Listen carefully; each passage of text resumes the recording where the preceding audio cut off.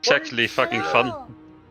I wonder though if you should make it like instead of putting Paluna in the foreground, make it his eye, but more unwilling. Like. Okay. No, I think it's good. I think it's very good. It's just a bit too Sauron-esque. So okay. Actually, I took inspiration from Critical Role's intro from Campaign 2. They have the Eye of Oh yeah. Uk'otoa. Uk'otoa. I used a screen grab from their animated intro. I'll drop it in the D&D chat. I took this screen grab because at first the AI didn't quite catch on to what I was trying to say. Because I'm Danish, and that's clearly a difficulty for it. And this is what it produced. And yeah. I think I'm trying to find like a certain drawing for inspiration. Gaze of the Void. Nice. Looks pretty cool.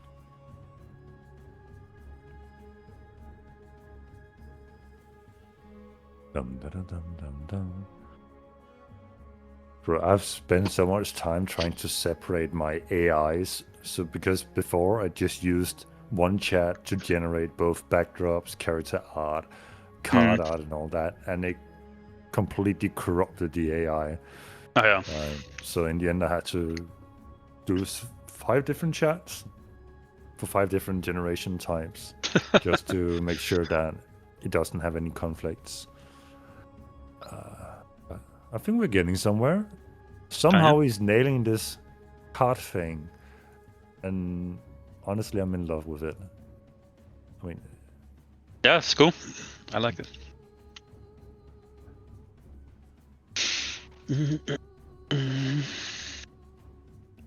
So yeah, Yap Yap, huh? I'm down to play that at some point. It looks very fun. Not the exact style, like there'd be a bunch of details that need to be different, but I was thinking something more like that with the eye. Okay. So a little bit psychotic? Just a little. Okay. Well, I mean, the idea is when you use the ability to write one of your eyes or your eyes turns in that. Yeah, but that's like theater, picture of imagination. Yeah. Otherwise, you might as well have an animated show. Nah. Too much. Too expensive. Hi, Seth.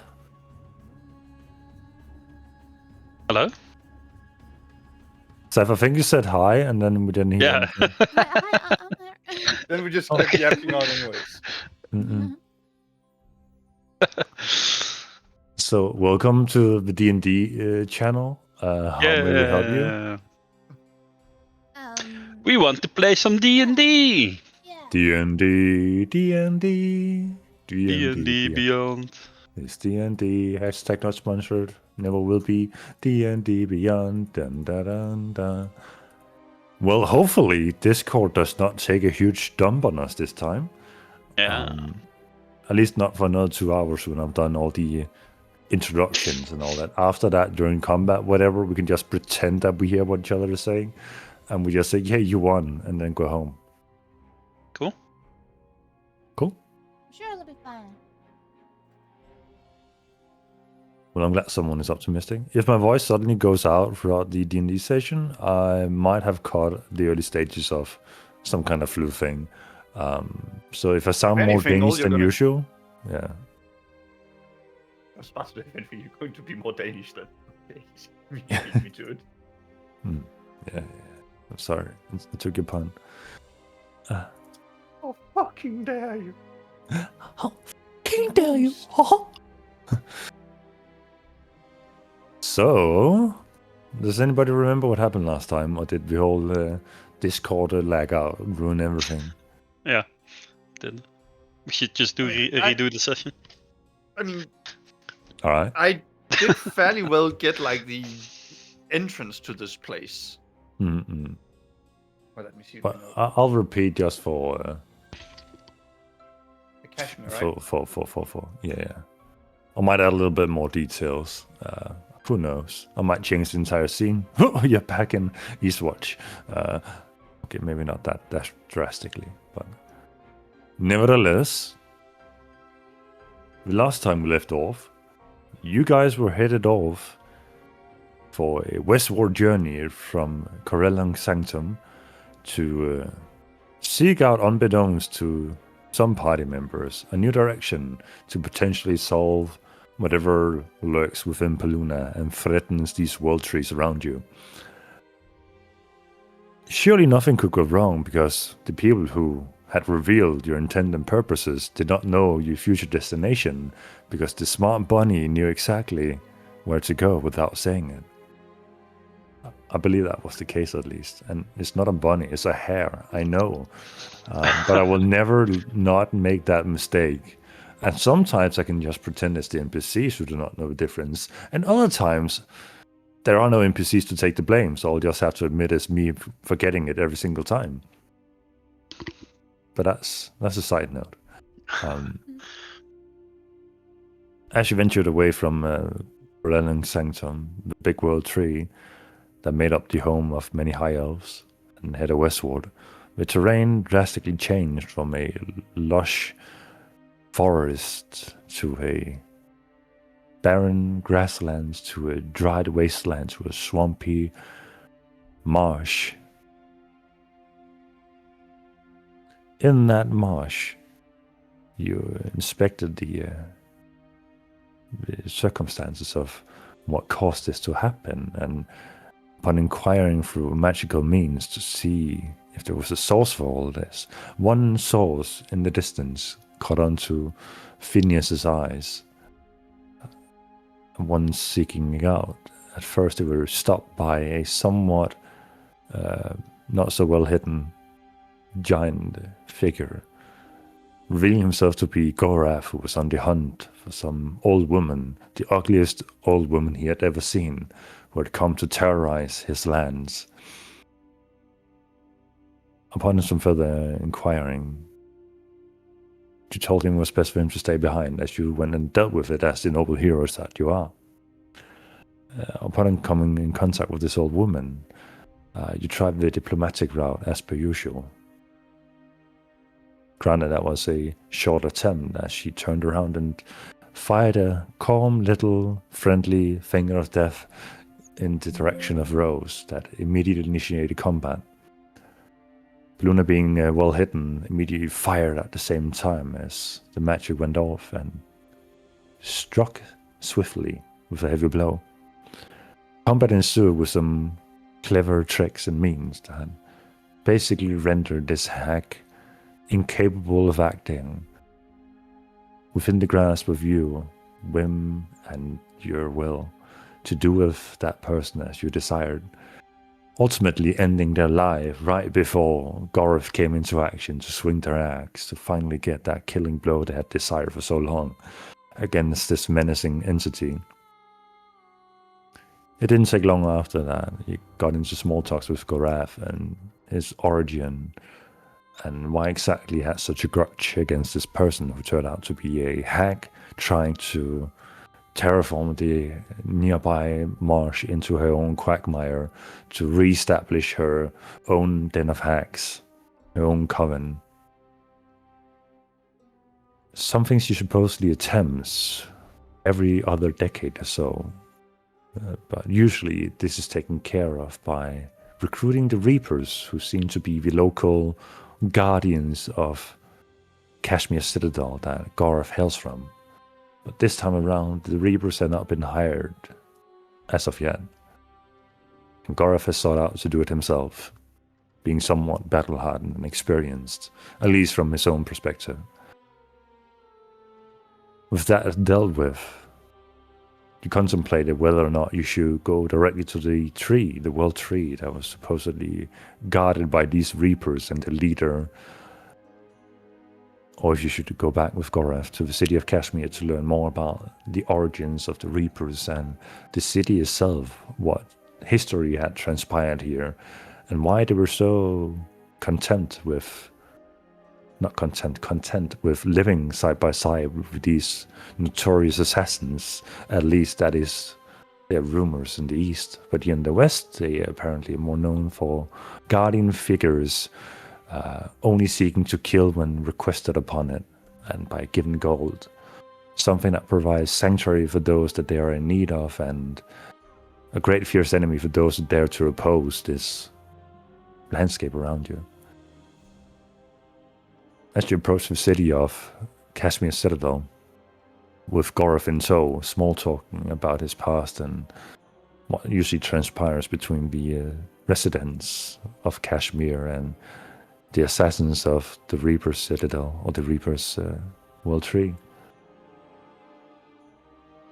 You cast your first sight upon the city and realize that this city had a great past history of being a trade emporium.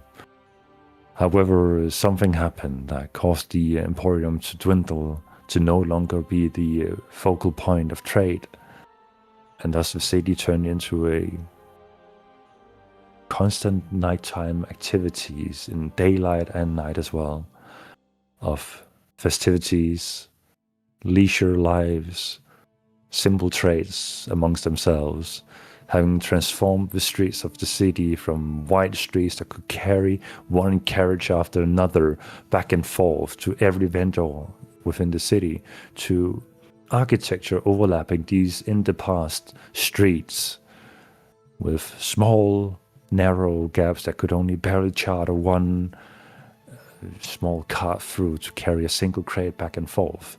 A constant struggle to fight between the folks, to passage through narrow streetsways and making sure that there was room for everybody without causing immediate enemy of the first person you elbow. The streets constantly filled with activity. The population so dense that you easily rub up against them to the point that you can smell what they've had to eat the day before.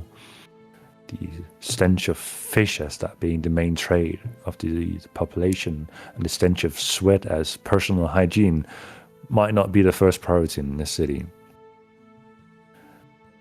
The nighttime activities miring the aroma around you, where one house serves as a brothel and the next house over serves as the local inn, only for traffic to constantly navigate between the two residencies, only to swiftly be paused by resupplying of energy through consumption. That being the main activities, you follow Gorath through the narrow streets, this half-giant figure who has to bow down to avoid hitting his head on the edge of rooftops, while trying to not be too aggressively pushing people to the side to make his way through, making sure all of you are still following in tow.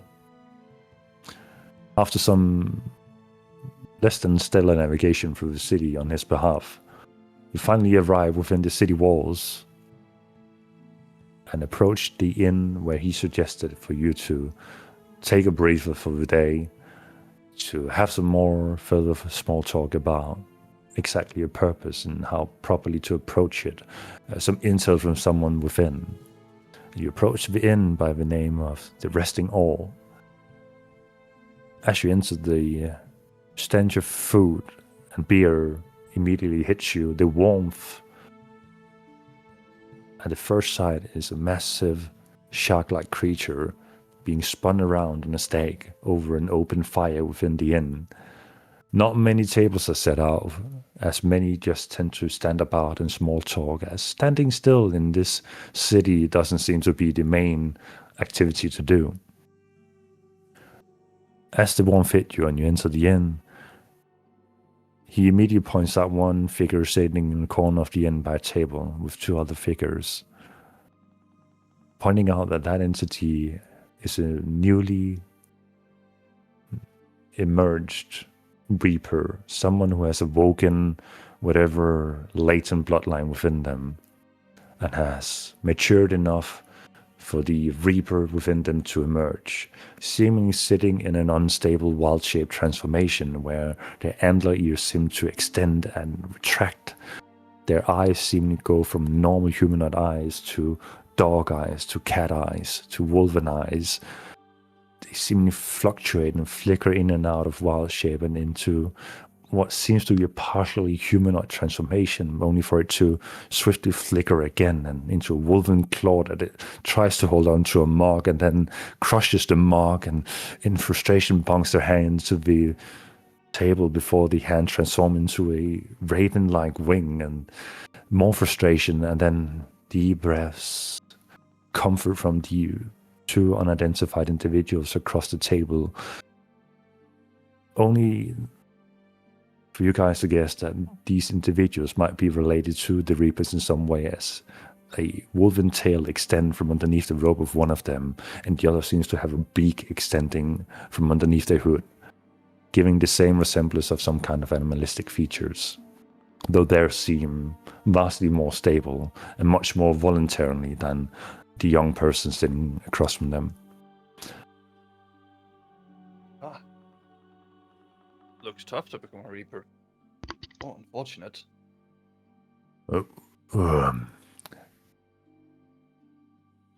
Regardless of what you think of the Reaper and your past experience with them, it's probably for the best to not agitate them, as not all of them are friendly. I suspect at the end of the day, they're much like everybody else. Their own people, individuals. Some might do one thing, others may do another. It might not be very worthwhile to judge everybody for one person's mistakes. Right, I don't think you're entirely wrong about that. Many of them in the past were like you and I think. But once that whole, and he kind of whispers, the whole thing kicks in, they kind of change the personality along with it. It's not just the visual that goes. Brr. Let me guess. The beast within is also what becomes the beast without. That's an excellent way of saying it. Huh. How fitting. Anyway, let's have a seat and then talk further. And he kind of walks over to a table that is already occupied and just kind of looks at the resident sitting there. Do you mind? And these somewhat meager sailors just kind of push away from the table looking at him.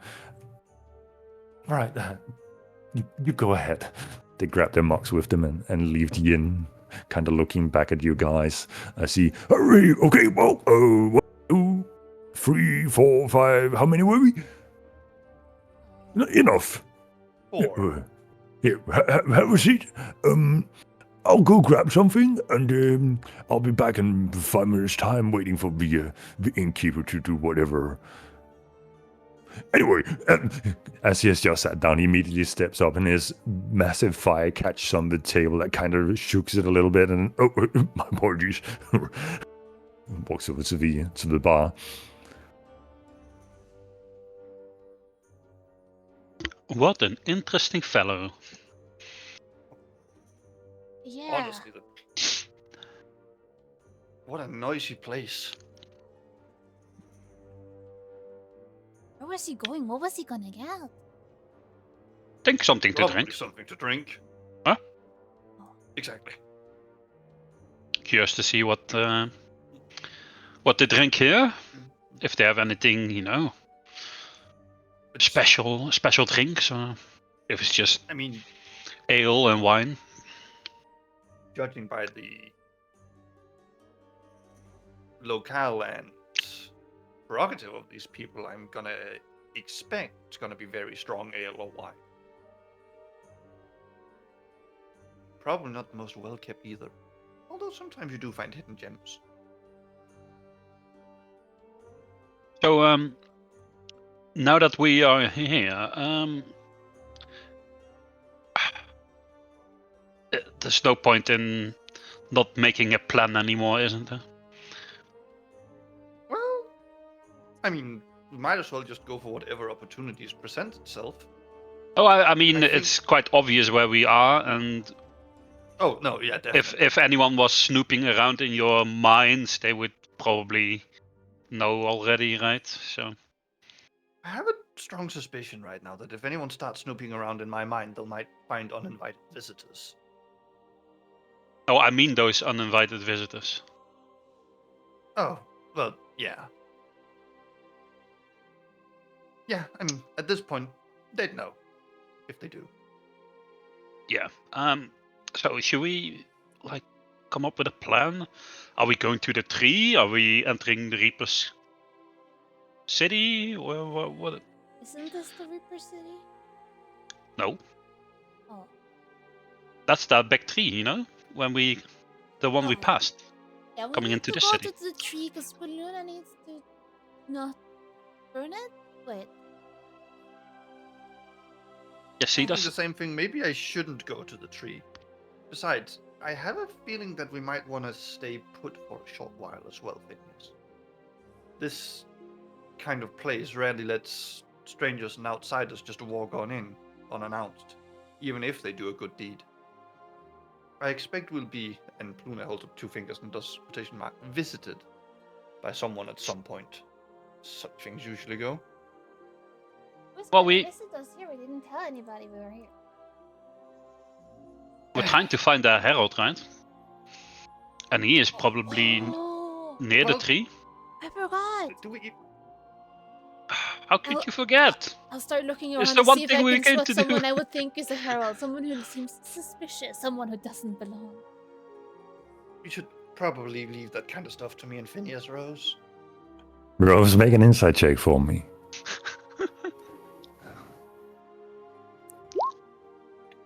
Okay. Make a perception check for me.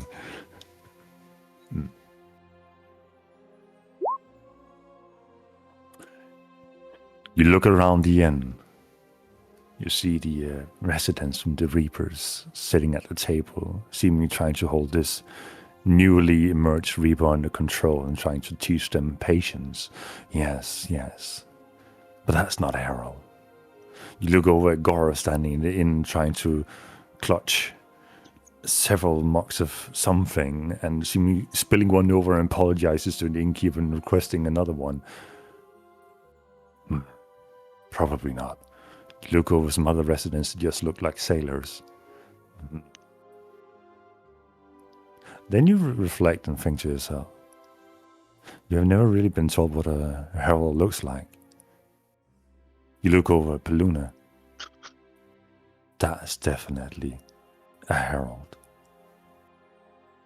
Damn it, Rose. If they can look, then maybe it's other people who look like you. Or maybe find this herald. We should do a survey. We'll hand out flyers and we'll ask, what do you think about the World Tree? And then we'll see what people say. I have a suspicion that most heralds would actively not participate. Oh. Look, no offense, Rose, but I think you have to work on your secrecy game.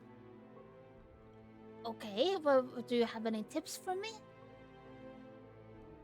Well, for starters, you shouldn't talk about it too openly in public. Oh. Okay. I will not talk about it too openly. And for the second point, if you are trying to catch something that's hiding from you, asking just around is rarely the best way to go about it. Sometimes it's better just to listen until you find something that doesn't really fit. Listening for the heartbeat of the city, Okay, I the see. pieces that don't fit. Yeah. Take, for example, heralds. While I'm not too familiar with I'm too familiar with what drives it, I don't know how they'd act.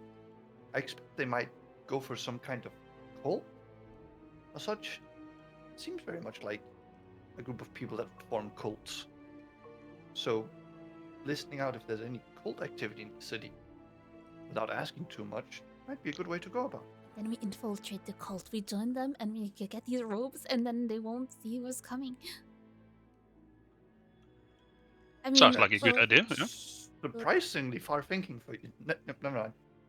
Okay, how about we sit down, we get our drinks, and we just like listen for anything that's important. And I'll be super secretive about it. A secret about what? Nothing. Look, is that the shark? Yes. Freshly caught this morning, actually.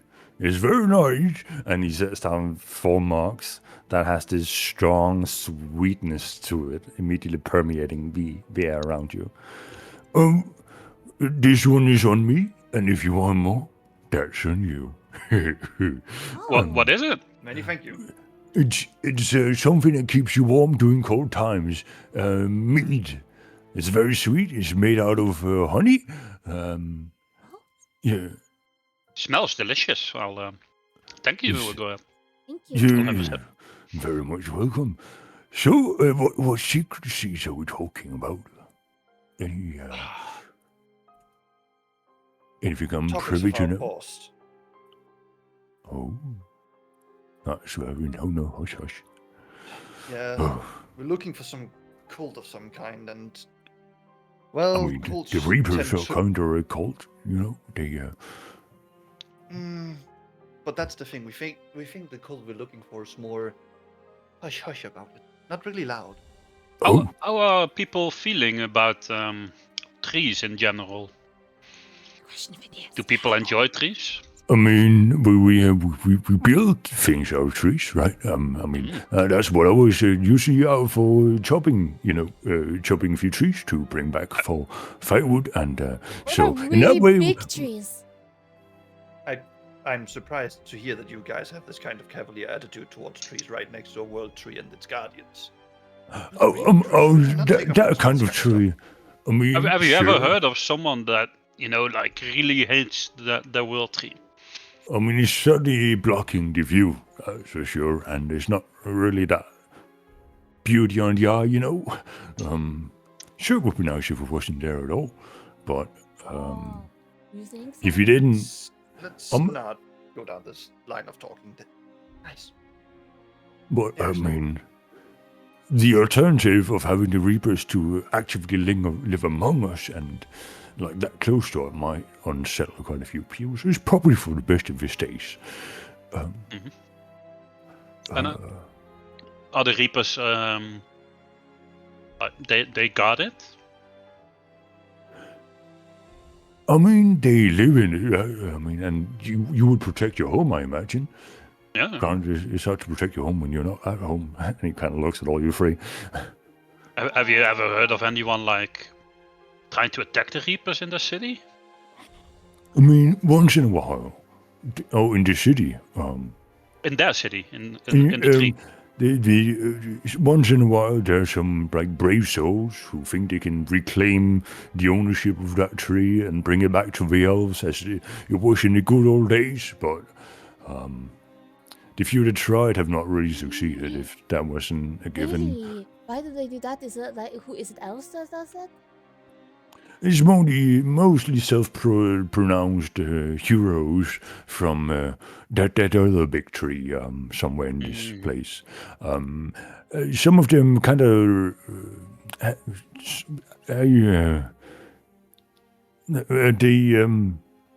They're kind of arrogant, aren't they? yes. I think the last one you tried kind of looks a little bit like you, actually. Like they had that elven with the colorful orange brown hair, and they approached a tree and declared themselves to reclaim it in the name of the elf of some kind, some heroic thing. I don't know. Rumors spread, and all of it kind of got twisted by every new lips that spread the news. Something about a orange, yellow-haired hero coming to save the tree. Yada yada. It's always a good story, but I mean, it never goes well. Surely And you're then not here to try to sing. what happened to him? No, we don't try to reclaim the tree. Oh, okay. I'm not saying. I mean, I'm all for heroic acts and deeds. You know, I'll almost put my axe into a deed. If no, okay. Thank you. Finish lets out like a fake laugh. Pity laugh.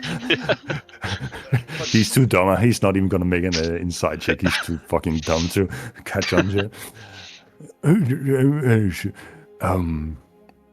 But in respect to this world tree, aren't the Reaper druids doing exactly what needs to be done? Protecting it. I mean, sure. I'm not too well versed in the elven kinds of tree hawking and all that, but I have seen healthier trees, and they do Is there grow someone that. that would know more about that in the city?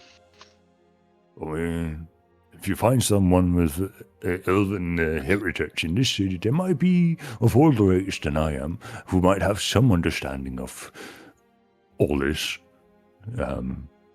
Could you think of anyone I mean, we could maybe meet and ask them some questions? Phineas. Yeah. Wouldn't it be easier for you to just go ask the tree yourself? Well, I mean, that means we would have to go in there. I mean, don't get me wrong. Can people they- just enter the Reaper City? You don't necessarily get to go into the city, but the tree is kind of large, and the residents only live like at the main entrance. All other things is naturally protected by the weird fungus that they grow over there. But there is this woman who we are kind of close to the place called something breach starts with an S. The drows live there. They come from time to time, and one of them particularly, who has supposedly been here for some time. Her name is Velstra, and she apparently has some history. I don't really get it, honestly. You and I, between the two of us, that's what the saying is. Sure, you can stay for a few days and hope she comes by. I mean, Okay, Sounds like a it's good good to know. idea. Velstra. A drow lady, you said. one of them dark-skinned elves. Drows, I believe. Dark elves, drows, underground elves. Many names. They come and go. Mostly go. Not many come, actually. It's just her, for the most part. All right. Is she nice? Nice drow. I don't know if God, you that's met many precious. drows. Drows are kind of so they're like elves, right? Extremely proud, but also extremely arrogant, violent, noble of nature. Kind of. I mean, have you heard about that wicked goddess they worship? No. Wait, I don't know. Who do they worship? Do you like spiders by any chance? Big, creepy, crawly ones. Not the big ones. Like I'll say hello to them, but I don't have any personal close relationships with them. Well, I mean, it says when the drows get really upset, right, they will call upon their goddess in her name, and then they will sprout spider legs. And they will like creepy crawly and spindle you up and eat you. I don't it's just rumors. I haven't seen it. I mean, to be fair though, I have seen quite a few reapers turn into spiders to some extent. Oh, so they may be like drow too. Maybe. No, wait, I don't think they're dark skinned like that. Could be though. I don't know much about the Underdark politics, but all I understand is that it is incredibly cutthroat. They're Right. ruthless and efficient with their enemies, as with their Right. allies. Yep. Rivalries are quite common. They kind of get that from that twin, those twins back in that other place. You know. No. Oh, I guess it Don't wasn't know that of these important twins you anyway. speak of. Honestly, Elven's history, quite confusing. Our A lot of history, it's gone over my head too. I mean, why can't elves just live like 60, 70 years and then cut a generation short? Why do you have some that have only lived for so short and others have lived as long as the world itself? It doesn't make any sense, right? Your great-great-great-great-grandpa can also be your husband. It's a bit weird, no? What? Rose, please, you come from perhaps the longest lived race of elves. You shouldn't be surprised by this. You do? You're one of them really old ones. I don't Nah, know, she's but still a like, child. Oh. I don't know if I would want to marry my grandpa. Not that I have a grandpa, but if I had a grandpa, I don't think I would want to marry him. Unless I mean, it was really sad. we did some math on it this other day, which sounds horribly confusing coming from me, right? But if it is your great-great-great-great-great-grandpa, you're technically only like 0.05% related at that point, which is no different from any other neighbor you have. Never mind. No, never mind that. Oh, I think that's how it works. But then again, if it is your grandpa that's been alive this entire time, and then technically, we didn't include that in the calculations. Look, let's not go down these silly hypotheticals. Right.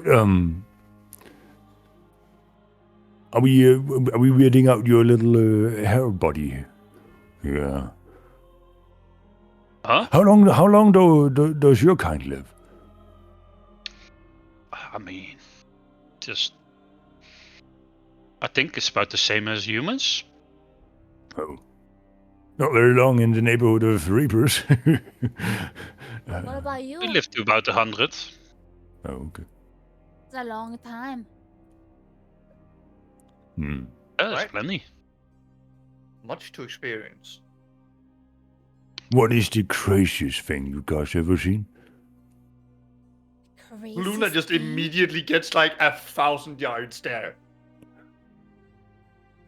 I saw some flying fish the other day. That was pretty crazy. Oh, You talked about yes, those I fish, did. yeah. Those are the weird fishes. I mean, I've seen some weird fish too. Not gonna lie, but Yeah? What kind of weird fish? Not the flying kinds, but some that have like long, extending tendrils like goldfish, you know. And but it tasted wonderfully, I tell you. The biggest one was about 4 meters long. It's quite big. Honestly, Wow. For I know. I've caught a few. Evil? I mean, it put up quite a fight when I tried to reel it in. Was That's the sure. green But goo coming out of it when you stabbed it? no. Oh, fish, I guess. But I've also caught like sharks, and I participated in reeling in a whale. That took some time to drag in, I tell you. I think the one prey that did get away was a big like squid thing with big long tendrils, or tentacles, or whatever he called them, lashed onto a boat, almost like dragged us down under. But in the end, I chopped off an arm and almost helped us. But Damn, that sounds pretty scary. yeah. Not Challenges as of scary the as it. sea. They never grow old. Are you one of them sailors too?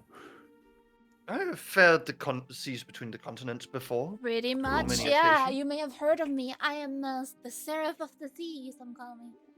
The Seraph of the Sea. That's more local to back home, Rose. I think we're far too far away for them to have heard of that. I can't say I've heard of you, That's but far, in honor to be in your presence, my lady. She did go kind of on a anti-pirate escapade a couple of weeks back. That earned her the title. Pirates. Haven't seen them in quite some time. They used to come by quite a bit before the whole separation of the masses and happened, but you know, legends have it, right? Legends have it that Kashmir, whose namesake goes for the city, he himself worked under a legendary pirate. An absolute myth. Is there like a myth about a hidden treasure somewhere? Quite a few, actually. Really? Because when this This is pirate interesting. laid rest to himself, and that is the correct phrasing of it, but because he did in fact put something to his own head and his head blew up, he had Oh. told his crew to burn all his own vessels and let them sink to the bottom of the ocean, right outside the city, in fact. But don't let the ocean deceive you, because while we might have some cliff sides close to the city, once you go a few meters out, it's just straight down for I don't know how long. Has no one been able to find Legends and myths of creatures that will not let you get down there. We have stories of merfolk, we have stories of deep sea predators, we have stories of eyes in the deep, we have all those tales. eyes in some- the deep, you say? Absolutely, like those kind of eyes that when you see them, you're not sure if they're right next to you or very far away, and the moment they blink, it startles you. That's kind of scary. It really is, honestly. Look over at Paluna. Most Maybe you should interesting. check those out. Well, there's just one problem with that, Phineas. I can't swim anymore. Yeah, but You forgot how to swim? I can teach you. I'll just Oh. like hold you up by the scruff, and you can like paddle your legs and hands until you Oh, get the hang of no. it. No. It's quite different. I'm cursed to never be able to go beneath the water surface. Oh, did the hack get you? Oh, I'm so sorry. That's happened to some people around here. She puts these mean things on you, and you just forget how to do something.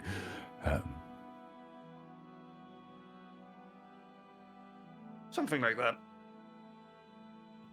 Well, so this legendary pirate, right? He sailed the seas for about like 1800 years ago or so. Until he inevitably, some people say he lost his touch towards the end, others says he lost his wits. Some people just claim that he got bored of it and thought that he could seek something in the afterlife.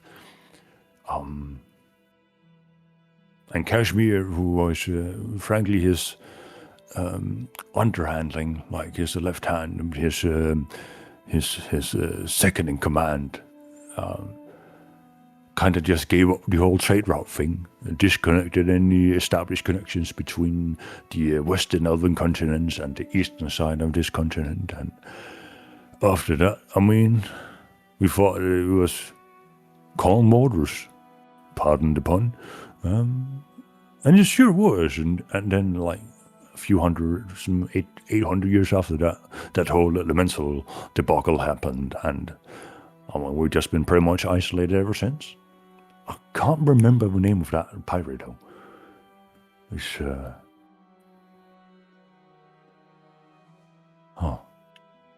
Was it? What did it? What? Do you not remember his name? What if you go through the alphabet like A, B, E, F? Okay, G, okay. I, No, wait, hold on. Then you do like one name for each letter, and maybe you'll remember it. Mr. Gorath, look in my eyes. Do you think you should know his name? I mean, he's such a legend around here, right? And the city's quite literally named after his second in command. But the name is kind of eluding me at the moment. Kashmir? Can I insight check him? Make an insight check.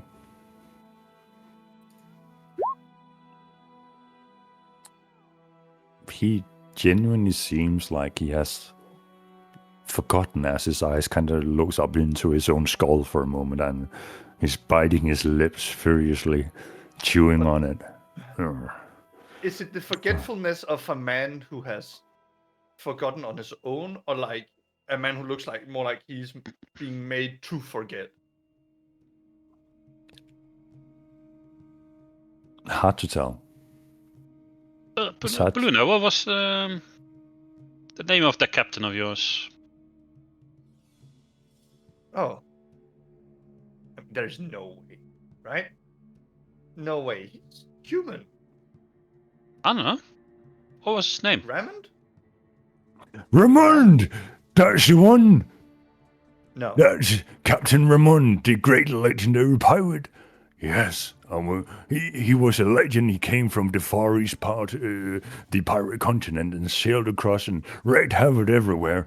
And his second in command, Kashmir, was truly a tradesman of the highest, and his crew itself was legendary. Do you know what it is you're saying? Or I hope this is merely a coincidence that my captain, who was named Ramond, is named akin to your legendary figure. Wow, I you're hope. worked under a pirate captain? Were you on the pirate, Baluna? No. I was a courier. He was not a pirate. This much I can guarantee. I mean, sure, I I cannot- mean, Well, people you- drop In my out. words. Didn't you like forgot a lot of things that happened anyway, Pluna? Look, Okay. I've been through the temporal ringer for sure, but no, Maybe he you was just alive and old. forgot. You can see Pluna sits up straight. Are you sure? Oh boy, I'm gonna have to go to Eastwatch, aren't I? Oh no. Why? Just the small thing that I may or may not have insulted Asmodeus several times, and he currently runs Eastwatch. That's where my captain also is. Oh. I thought it was dead, and you said it was like this legendary figure, so I figured he must be like super old, and you said he was human. But... Yeah, but that's the thing. I don't know for how long I was gone in that coffin. It's entirely possible in the grand scheme of things that Ramond actually might be that old, if my last voyage with him was indeed for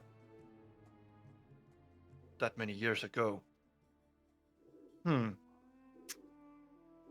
That is I just want to point disturbing. out that did it say he ended himself some time ago, right? So, and sank his ships and all that. A death is something easily faked if you try hard enough, especially if you have this much time between it and then. Are you saying the legendary Captain Ramond is out there still in the world? No, I don't want to believe it myself, but now I am at least no longer sure that he is not. Sounds ridiculous. Have to realize. I mean, that sounds kind of ridiculous, honestly. Well, well- have you seen him when after you came, like you woke up from that tomb, Pluna? Well, for a moment, my memories of him were robbed. Then they were back. Then, the thing happened. I think I saw him shortly on like a journey to Eastwatch just before things went just sideways. Yes, sideways. That whole meeting in Eastwatch was when things went sideways. I mean, look, just putting it out there, but you sit down like this guy, the king, apparently the avatar of form, sits down and goes, ha-dee-da-dee-da. Have some story. All of us avatars know it's going to be dust. Figure it out amongst yourselves. Good luck, the world's in mortal peril. Then he becomes dust. The couple of guys next to him become dust. This great gold dragon reveals himself. Asmodeus reveals himself. And, before, just the hours passed, you've learned so many things about the world.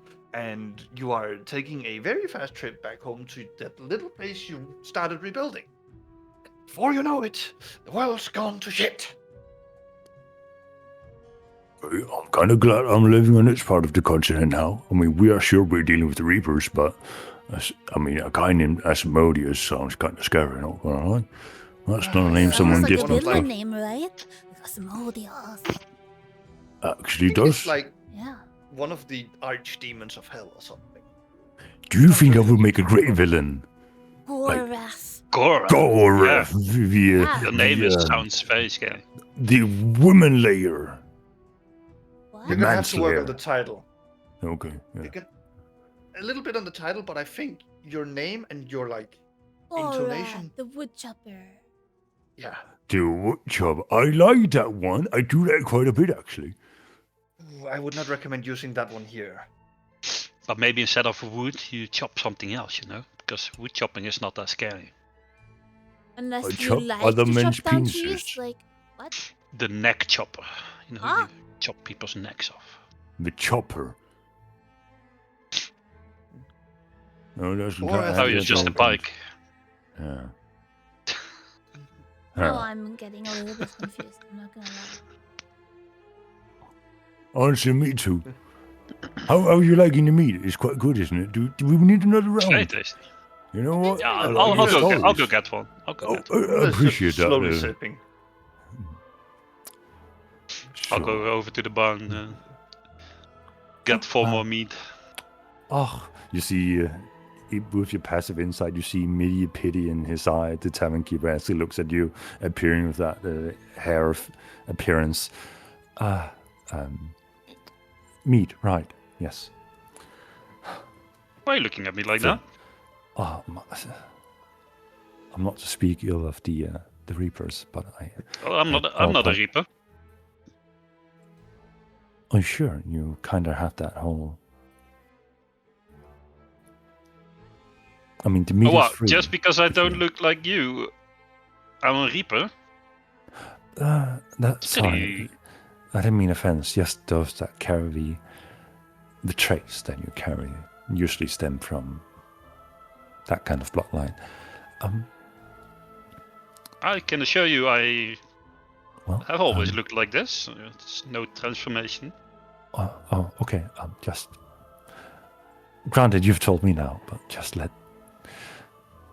Not everybody's appreciative of the Reapers. So if you get mistaken by me as being one, Well, it might actually be useful.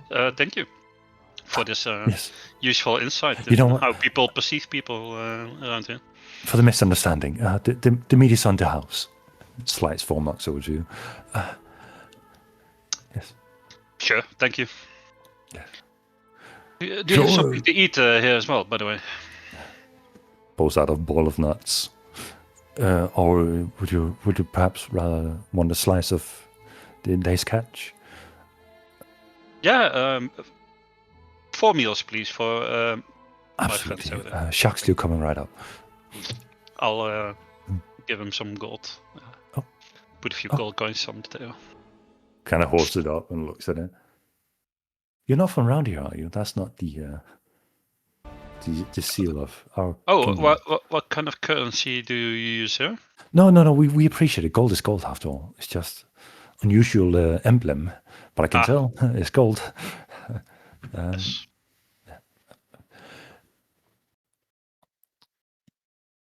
He kind of turns I'll around, put that on. begins carving off shark pieces and putting into an already brewing stew. So, as I was saying, like, we could name me the Chopper, or we could name me the Cutter, or the Shipwrecker, the Hackslayer. The Hackslayer sounds nice, doesn't it? I don't think It I'll. does, but you didn't do it, did you? No. Let's see. Luna stands up, gives him a look up, down. He does wield like a great axe, right? Hmm. Luna will lean down to inspect like the blade itself. Is it chipped? Is it rough? Like, what kind of blade are we dealing with? Make an insight check.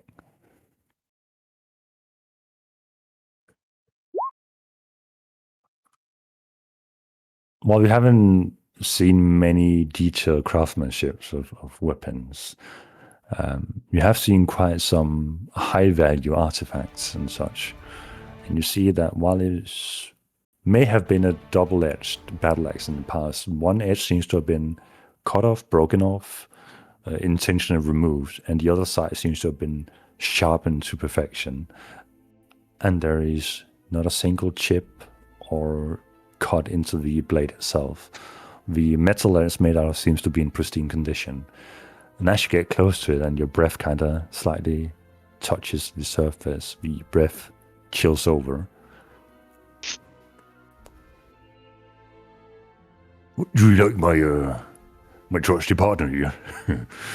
He's been in the family for quite some time. It's an immaculate weapon. Thank you. You could be Gorath, the Frost Hatchet. Oh, That sounds the pretty cool. frost. You know, they did say that my mum or my father, I still don't know which one of them was a half or was a true giant, but they did say she was kind of pale-skinned. Do you think she could be one of them frost thingies? them with the colder lineage? That would be kind of cool, wouldn't it? Oh, It would. yeah, that'd be cool. Kind of explains why I'm not ever freezing. And he kind of claps his bare chest. It would. Yeah. The You frost shall hatchet. henceforth be the Frost Hatchet. Thank you. And I will name you Poluna, who jumps very high and shoots hacks from afar. I am Poluna Gatecross. I already have my title of choice. Gatecross. What does that mean? I have traveled as a messenger and seen many cities in my day, and as such, I had crossed many gates. So, to signify the various places I had seen and the cities I had been to, I called myself Gatecross. You gave yourself that name. The most powerful names are the ones we believe in ourselves. Huh. Now I have given you Frost Hatchet, but when you one day find something you like more, do not be afraid to own it. A name is first and foremost yours. So, Rose, Yep. do you have a second name Nope. that you believe in? I No. believe in. Well, I am So you're saying- Princess Rose. So Rose is kind of my second name. That's horribly confusing. I have heard quite a few people calling each other princess, but that's been in the bed, if you know what I mean. No, what do you mean? Never mind. What about you, Bunny? Hair. Oh, sorry. I'm just Phineas. Phineas. Phineas Fleckfoot, but people just call me Fleckfoot. Phineas.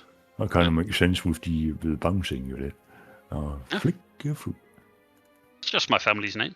So As you're having this small talk, Pluna, you see behind Gorav from the table with the newly awakened Reaper that one of the companions kind of looks towards you over their shoulder, and then their body twists 180 degrees before the legs follow behind them, and they begin to like crawl, not hiding, just crawl along the floor as you notice these panther-like paws and the tail whacking high in the air, and then walks over to the edge of your table and interrupts Gorav mid-speech. Hi. As these yellow panther-like eyes stares at you. Sorry.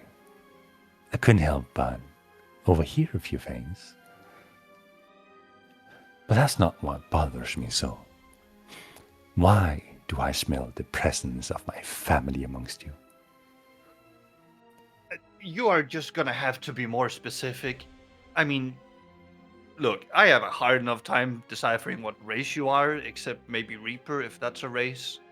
So, Oh, This snake chunk pierces out throughout their panther teeth. Well, not the only one confused about that. But why do I smell blood of my family? but what family? I smell Reaper blood coming from this table. Reaper blood. What color is it? probably red. But as Kitty Fuss is probably insinuating over here, she might be smelling, spiritual attunement? No. Wouldn't that be your kind of shtick, Phineas? Well, yeah, but I'm no Reaper. I have no Reaper blood. At least I don't think so. And Wait. Wait a minute, I have an idea. Hold on. Huh. Interesting. No, go on. Would it perhaps be this? And Paluna takes out the letter open and slices his own palm.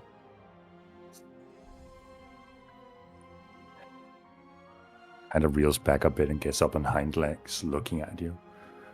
Do I have to roll damage on that? You have to do what now? Do I have to roll damage for cutting myself with the letter open? You can take your ability damage, ability modifier as damage, as you're just inflicting some slight pain. Can I just take? Fuck it, I'll take 6 damage.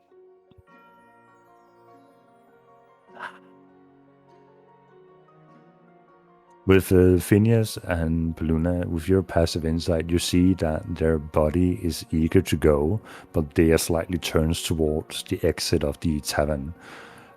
And they begin to set into fast-paced motion in that direction. Oi! Paluna stops her. Oi, kitty fuss!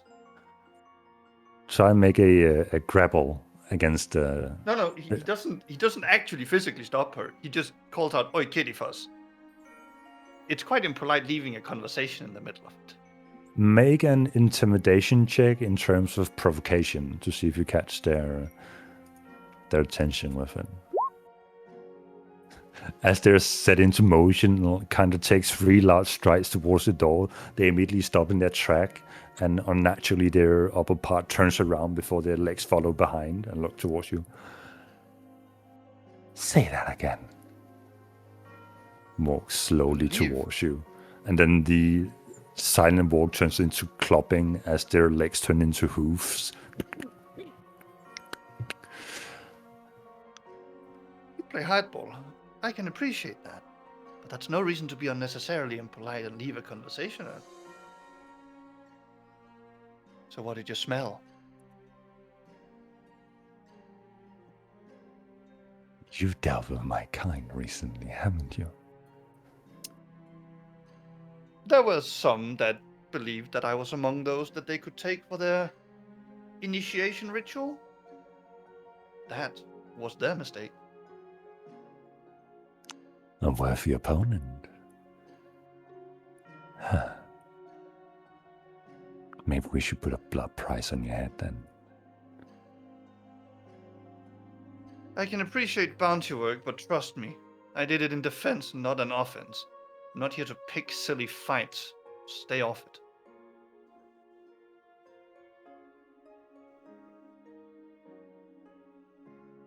So, are you gonna let me leave? Or are you gonna stop me? I never stopped you. You stopped yourself.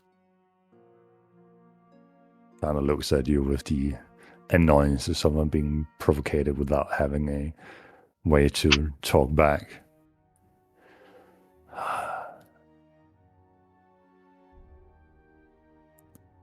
Slowly backs away from the table and walks over to their companions again. Their body walks in that direction, but their head is turned 180, looking at you until the very moment they sit down at the table. With a turns around, pulls the hood over their head, and begins talking in some hushed language. Can I attempt to listen in on their conversation now? Make a perception check.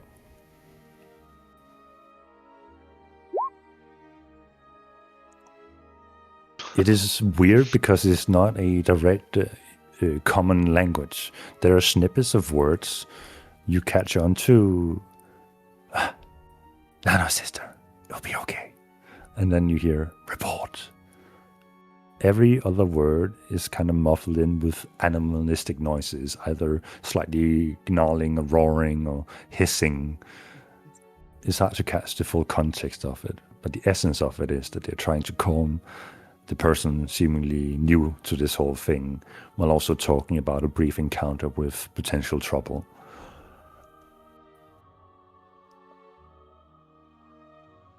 Just sit back down and drink some more meat. Nice. That was a bit unsettling, to say the least. I was ready to grab my axe if they should pounce on you. But That's nice of you, Gorat. No need though. We can fend for ourselves. Are you just rubbing it in that you killed that hag without me? No, Kind of feel like couldn't you do that. Well, I appreciate it. If you're looking for a grand adventure, noble things, or very difficult things to kill, I have several places you could visit. Home is good. I like home. I I like can respect fishing in the that. morning. I like chopping trees in the evening, and I like drinking throughout the night. A respectable life. It's a Although life. sometimes interrupted by hags not knowing their place. That you're all right about. The hag is kind of used as a jest sometimes, you know. Usually, taking the blood right and killing the target inside has been pulled off on that hag a few times. Granted, she kind of just comes back again. Wait, Um, there's people whose blood right is taking out that hag? Oh yeah. Like, solo or in packs? Because Oh that's- yeah. The Reapers don't usually hunt in packs, no. That still does not make sense why there was a whole army of them back in... Oh, I've quite asked them about that, I guess. I have a feeling that the second I spring that exact question, then we're gonna have trouble. Huh. Garth kind of starts picking his nose, thinking about that for a moment. Yes, that kind of makes sense, I guess. Oh, sorry. Are you staying for the night? Or are you gonna find yourself a little brothel to stay at, or a little shelter to hit the hay at? What's the What's a safe place to sleep around here? Ooh. I mean, Is it the usually inn, is is safe this just inn fine? finding. I mean, I guess you can sleep on the floor. I don't Oh, think. there's no rooms? Oh no, people usually just stay at other people's places.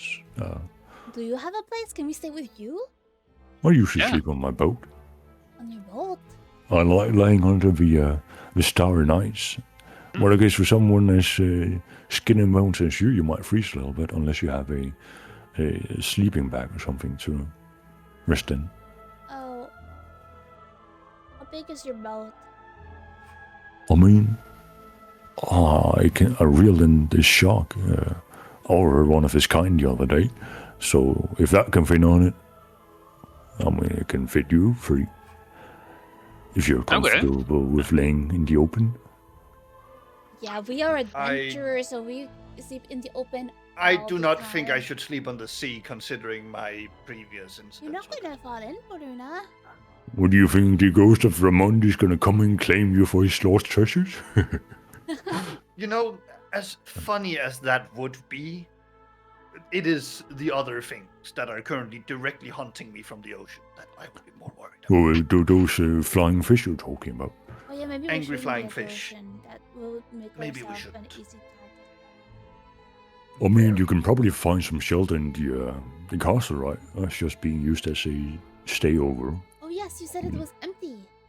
Yeah. People just walk in, find a room. If people are copulating inside, you just find the other room. And if people is drinking loudly and you want some proper rest, you go to the next room. And if someone's playing on the piano over there, you get what I mean. I say I like get Mm, off with my hands on my table on the table and be like, I say we go take the castle.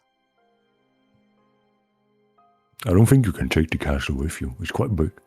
I'm not gonna take it with me, but like take over the castle because you said it was empty and I'm a princess. I mean, one has to be quite big to like pick up that entire castle. Yeah, you'd have to be Yeah. really strong for that. Really strong, actually.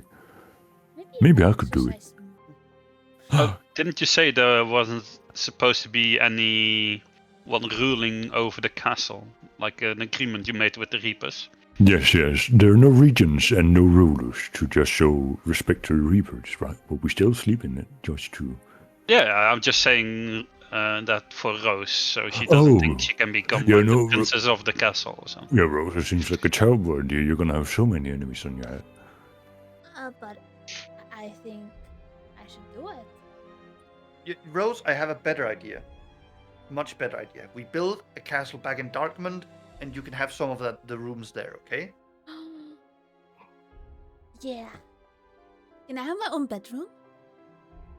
Yes. Okay. Deal. Darkmond. That If sounds like that's an it's ominous all place. that it takes. I know it does sound ominous because it's called Darkmon, but it's not that bad.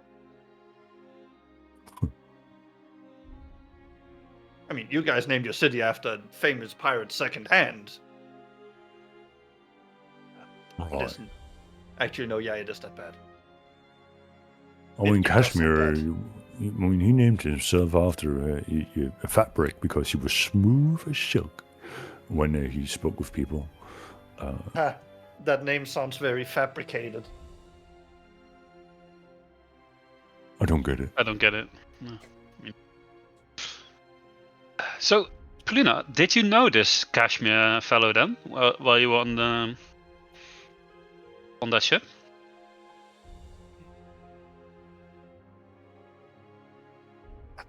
I mean, it's possible. There was someone called You don't Kashmir remember? on that ship. But I'm not exactly going to bet my life on it, yeah. Who was the second hand of the captain? Of Captain Ramond. Can I do like an intelligence check to see, or something? Can absolutely do an intelligence check.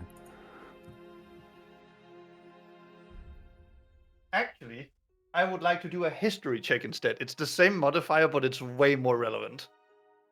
Go ahead for it. No! You recall back on your dreams, and the only images that stood clear in your dreams were you and Captain Ramond, and every other person on board were dark silhouettes.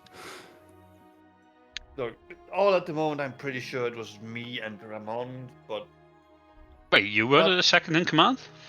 no, I wasn't in the second in command, but I was just, my Mm. captain ship. And besides, we're not sure that this is that ship or this is that captain. It could just be two different dudes named Ramon. Seems quite unlikely, no? It is super unlikely. Like, I don't know two people called the same thing. I don't know two Polunas, Exactly. and I don't know two Phineases. Or two Goraths, Look. or two Reginalds. Sometimes coincidences happen. Sometimes that big old burly thief and the leader of the Thieves Guild in Eastwatch is called Tiny out of irony. No, that's not true. Rose, we went over this. You didn't. It wasn't the Adventures Guild. Yes, it Oh, you- was. You're looking for the adventure skill. No, we have one Oh, of those no. in town. Granted, we don't get many requests Wait, on you these have parts an anymore. Adventures Guild here? Yeah. But Really? do settle your expectations quite a bit, because the last time we had anything regarding that, it was to deal with some holy crusaders some time ago. Okay. Oh, you mean those guys from Tir Sanctum? Were they here too? Wait, Luna, I have I like lower my voice a little bit. I have an idea. Remember Lady Soul? She said we should get just Guild up and running in Darkwood, so maybe we could talk to the guy who runs it here and be like, hey, you should leave this depressing town and come to our beautiful Darkman and set up base there. That's not a bad idea, actually. Are you trying to steal our adventure skill? Oh, Gord, you can come visit us in Darkman if you want. We have Ocean too, so also fish. You could become a fisherman in Darkman. I mean, how big are the fish over there? I need something that challenges me on the daily. Actually, look, should have done that. I will measure them the next time I'm there. Okay. Where is Darkman? Look. It's not that way, I point out just outside the door. Luna just puts his hand on her palm like, no, based on where we were, and then he'll actually point the right direction. I think it's that way, and like 4 months travel, and an ocean. 4 months travel through the wall. I don't think I What? get past the first wall. Fairly precise, I think. Huh. Are we going beyond the Right, so the mountains, adventure or was like I don't? Oh, my thing Okay. cut out. My thing broke. No. My headphones are dead. Oh no. How about the quick spoiler alert for Paluna's background story? So anyway, no.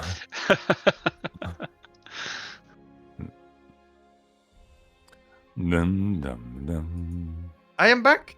Headphones are now rebatteried. I don't understand what this headphone That's is, fast. but it sounds interesting. Some new technologies. Quite.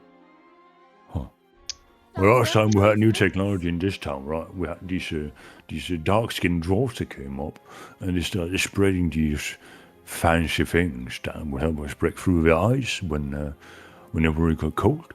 And we now are no longer reliant on a sail. We're gonna have these wheels now.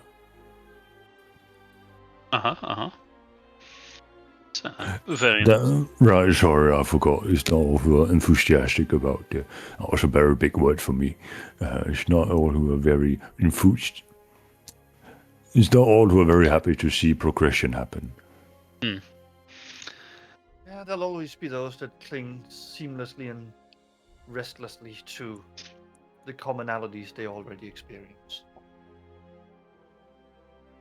So, Gorad, Right. it's getting, I think it's getting a bit late, you know. I would like to find a place to sleep. So, Right. My could you apologies, give I us kept you a, could you give us a message or something when you see this Velstra lady? That would be nice. I think we're gonna stick around here for a few days, and How do I we'd love to meet give you her. a message? You know what? You can come either to the harbor every morning or to the inn every evening, and I will leave a message both places. And, Yeah, that sounds like a good plan. Brilliant. Indeed. Now just What does your boat look like in the harbor? well, it's like a fisherman's vessel. It's about 8 meters long. It has 2 small wheels on the side that helps me plow through the ice, and it has an iron front that helps me carve through the ice. All right. Should be able to find you there. Absolutely, or you just look for the tallest guy on the pier. Very well. I'll be Should we staying head here over for to the night. the castle and see if we can find a place to sleep?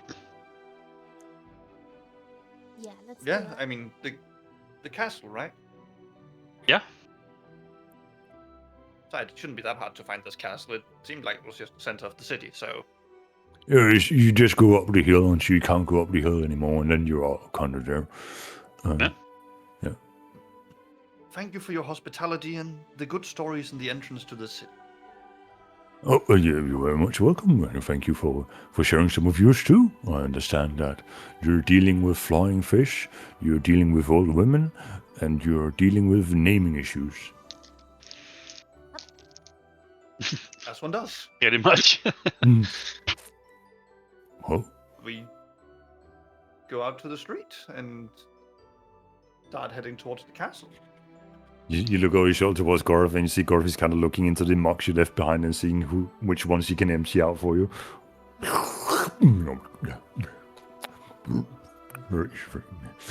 As you exit the inn, and the cold immediately hits you again, reminding you that you are still throughout the months of winter on the continent. The streets are bustling. It is late evening. Lights are illuminating from small torches attached to the side of buildings. No open lights illuminating the streets. As, Still a lot. as we go down these streets, I'll ask Phineas to keep an eye out in case we're being followed by the Reapers.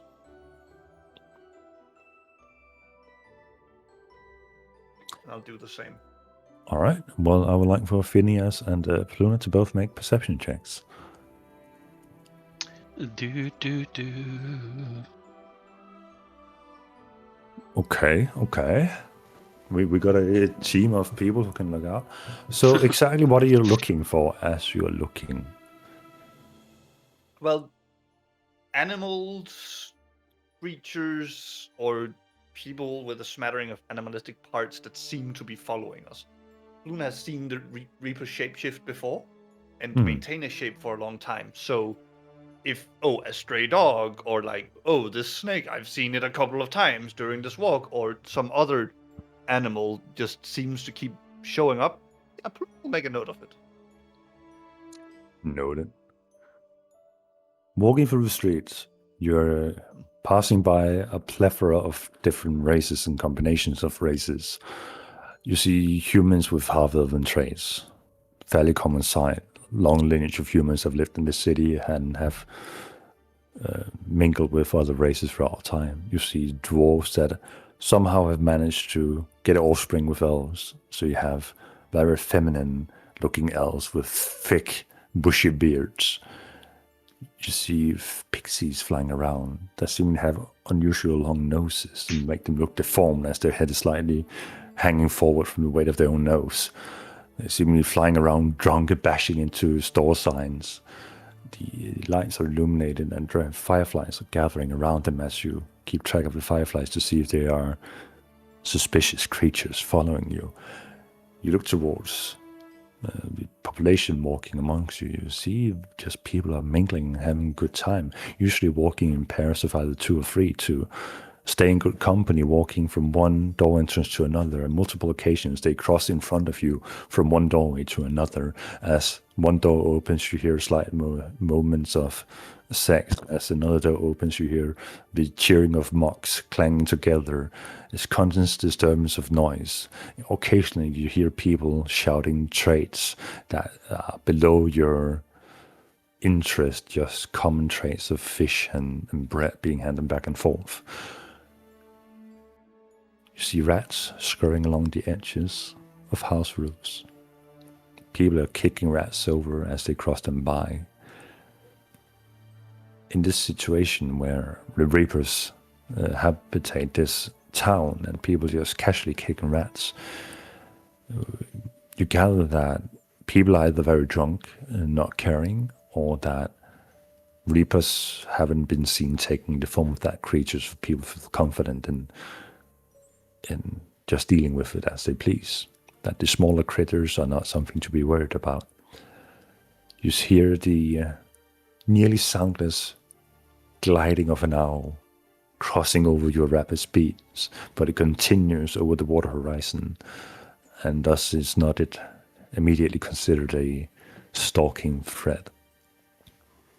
One animal catches your eye. This unusually large hawk that seems to be flying across 2 or 3 rooftops before landing again, tracing you with his head. And as you get a bit in front of it, sets off again, flies another 2 or 3 rooftops and lands again, stalking.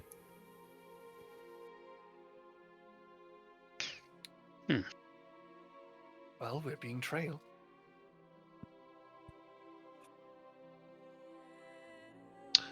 Okay. Should we do something about it or just let it pass? Should do something about it. I think,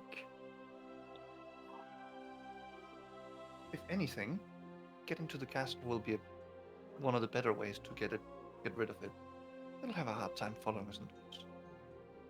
And besides, now that I've got an eye on it, it shouldn't have an easy time if it wants to play any tricks. And Luna will keep an eye on it from this point on, as well as whatever else. Walking through the streets, the noise of people chattering, having a good time. Peluna, in your left ear, which is pointed away from the creature that you're trailing, you begin to hear whispering. Seek them out. Burn them. Free us. Looking towards the sound, the visual image shifts before you, and you see, as if pulled back in time, a street filled with humans walking about a daily business in a much wider street. These people just carrying on with the days. A rough sailor crew, sun-damaged skin in short-sleeved shirts, seemingly having a good time talking about the most recent booty gathered. In their forehead, one yellow eye peering towards you, trailing you in this moment of time. The entire street stops. Those that have passed you turn around and look towards you. Those in front of you stop as you cross past them. The image flashes again and you're back in the evening street of Kashmir. I need for you to roll another perception check as you have lost sight of this flying creature. You quickly do some calculations using your survival instincts, gathering how fast it was flying and trailing you every third rooftop, and you catch a glimpse of it again, seemingly still trailing you. You okay, Paluna? Well, just... No, I'm not. Had a bit of... I don't know what to call it. Flashback? The... lurking thing in the deep definitely wants me to take unwise actions here.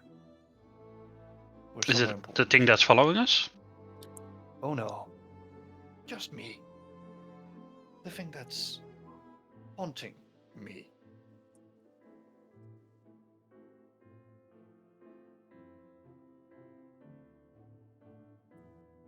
Uh, Oh. What is the Well- thing that's following us? Where is it? Well, let's wait with that conversation until we're inside the castle walls, shall we? Alright, we should probably hurry up a bit.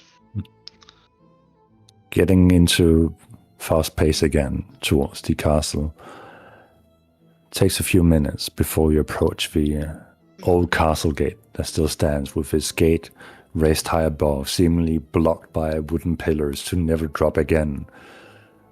You stand before the gate, trailing this bird that is no longer proceeding to move forward, just standing on the last house that separates the housing district from where the castle walls begins and this gate meets you. As you step forward, Paluna, your vision once again crosses over. You see a vast street before this well-lit morning castle. You see a figure standing before you. A big, broad-shouldered character, seemingly talking with a guard before them about paying way in order to use something within the castle walls. Next to them, you see a young female kind of holding their arm, laughing, giggling about things. A very slender young female with long pointy ears and long hair draped down their back is kind of latching tightly onto the arm of this big burly figure. She looks towards you. Her vision of you, your vision of her is blurry. You can't quite catch those facial features. It takes time. The rest of you see Paluna just locked in place, staring into nothingness. Right before Paluna stands a adventurer of normal means, wearing a rough leather armor and a shield on their back, kind of just half drunkenly leaned up the pillar leading into the castle. Back for you, Paluna, you see you're being held up in patience. You know you have something to deliver within the castle. Standing there, it is no longer your own intent that drives you forward. And as you put your hand on the shoulder of the big burly figure before you, not as if you're trying to rush a stranger, but to pat a friendly soul, they turn their face toward you, and you see very bearded-looking fellow. You immediately think of Fremond, your captain, but it's not quite him. The height is what separates them the most. You're being a tall elf yourself, this figure towers over you by a head or two. But they're slender, they're in fit shape, and they carry a heavy purse on their side. And you hear some mumbling sounds coming from their mouth, which are hard to interpret for you in that moment. The rest of you see Paluna put their hand on that drunken adventurer before him and kind of rushes him for a bit. Paluna, you're waking up from the vision by the adventurer like smacking you out to the side. What the fuck are you doing? Leave me alone. Having one hell of a night. Nothing. Paluna just scoots on past him and just beckons for the others to follow up.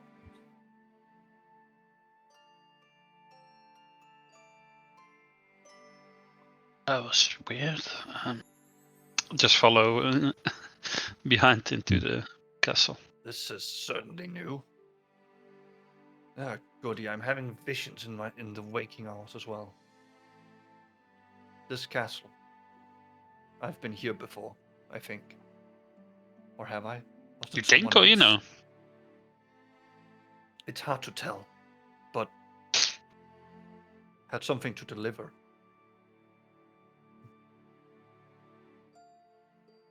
Okay. I- What? Familiar faces. You ever been in a situation where you know you're supposed to know the word? You've said it before, but you can't. It's right on the tip of your tongue, but you can't remember it. It's like that. I see. It shouldn't be possible. Well, it's that's not I- great that you're having all these visions here. It's make me a bit worried, Paluna. Well, Are you keeping it together, or yeah, man having visions in daylight is definitely not keeping it together, but this didn't feel like that. This felt not like something else. the weird voices? No, they're more obvious about it. Okay. Blatant. They make themselves known. Is it something from your past or something? Like I think it is. with your Perhaps. like Torn memory. messed up memory? Yeah. I fear that we might not be getting sleep immediately in this castle. Do you need us to watch over you again when you Oh sleep? no, I think I want to wander. I think I want to explore it. Something within these walls.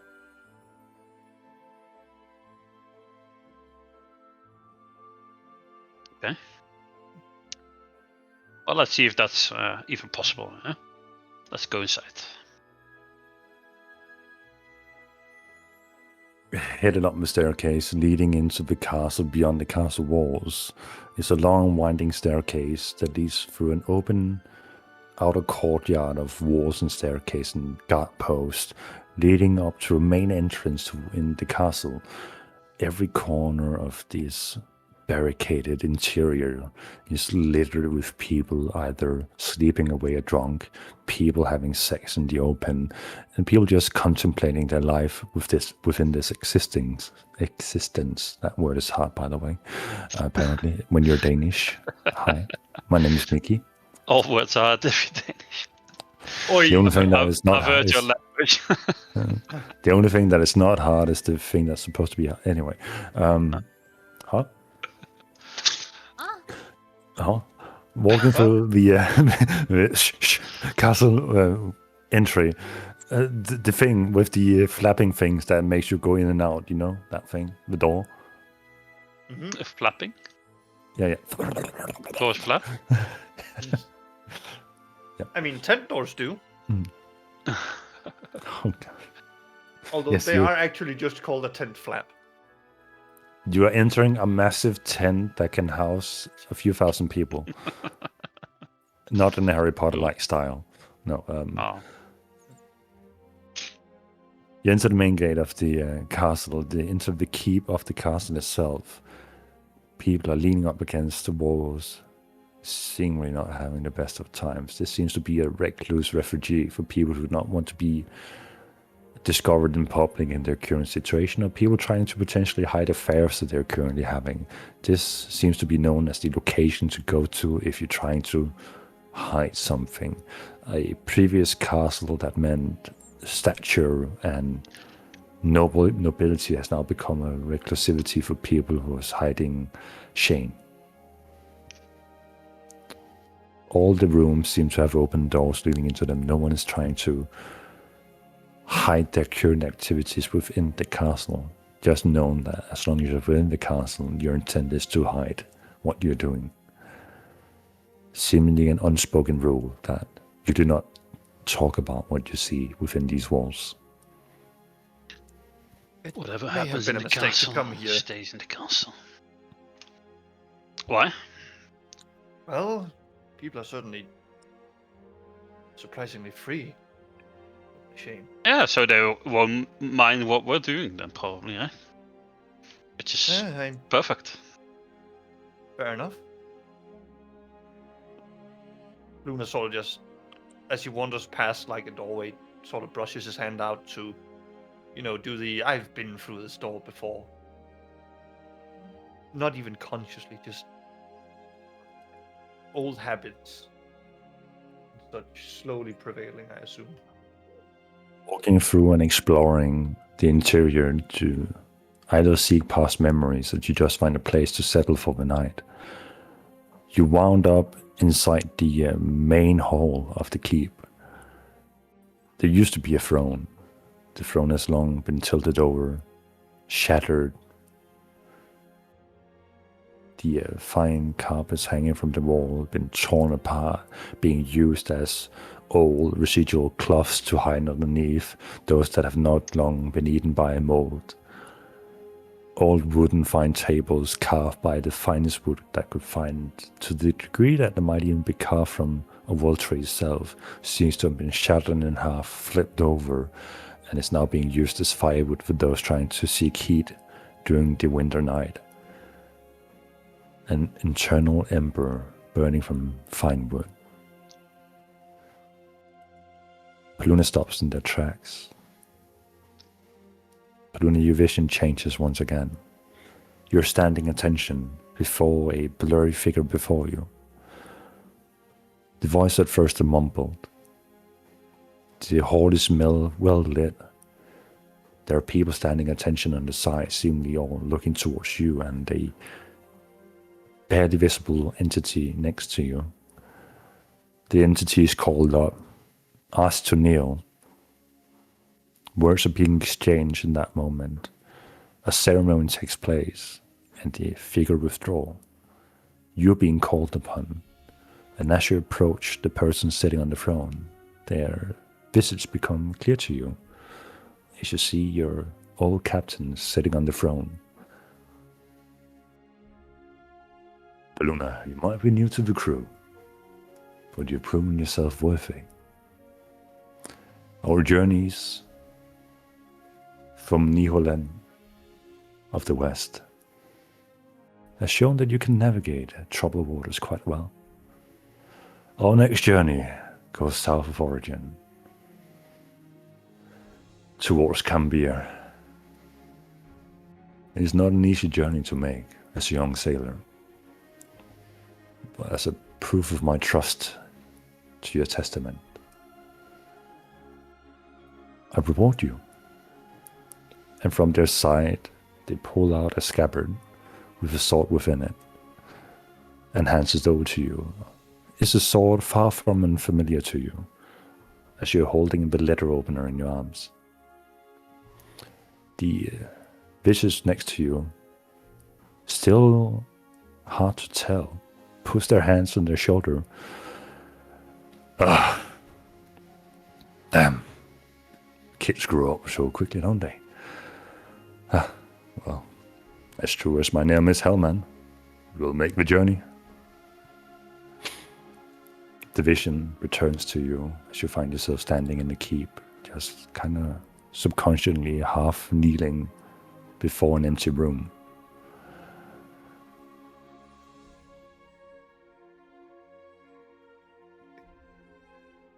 It was here. What was here? I got it here. Luna takes out the scabbard and blade of the leather opener. This was where I received it. I have been here before. I have received accolades and acclaim here. I'm sure of it.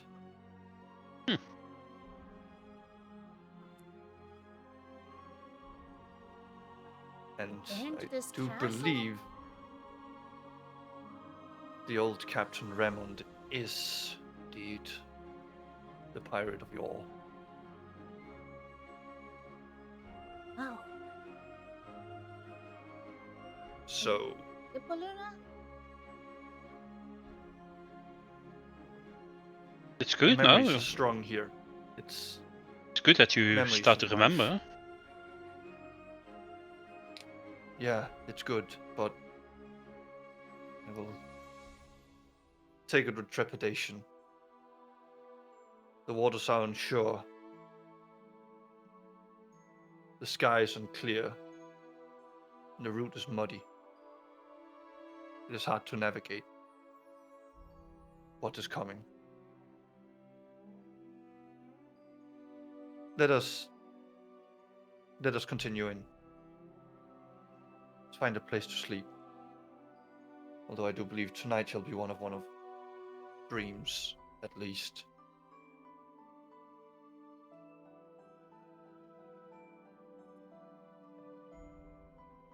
Alright. The mood Does it look like kinda- there's Hmm? any spots that are somewhat a bit private in this area? Looking throughout on the first floor, you find nothing. Heading up a winding staircase to a second floor.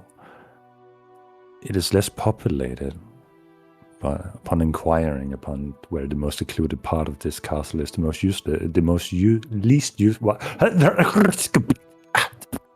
Anyway, I had to get that out of my system. I apologize. The least used part of this castle, the most secluded place. Wow, that was a hard string of words. Anyway, people refer to one of the castle towers.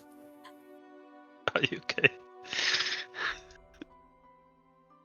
No. Mickey is experiencing Struggling. Danish right now. Patita Danish in puta. its entirety. La putita. The ADHD is coming out. Yeah. No joke.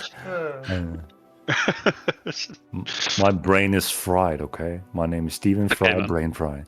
Yeah. Don't worry about it. You are quickly pointed towards the secluded tower within the keep, where you still have roofing above you, and it's just used to be an overwatch tower overlooking the ocean in the western direction, either for the sake of just taking in a view or for actual guard posting.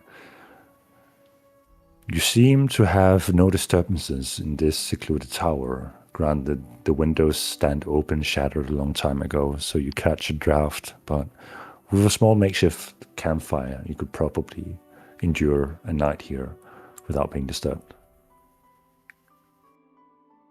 Alright. It shall be set up thus. Sounds like a good plan.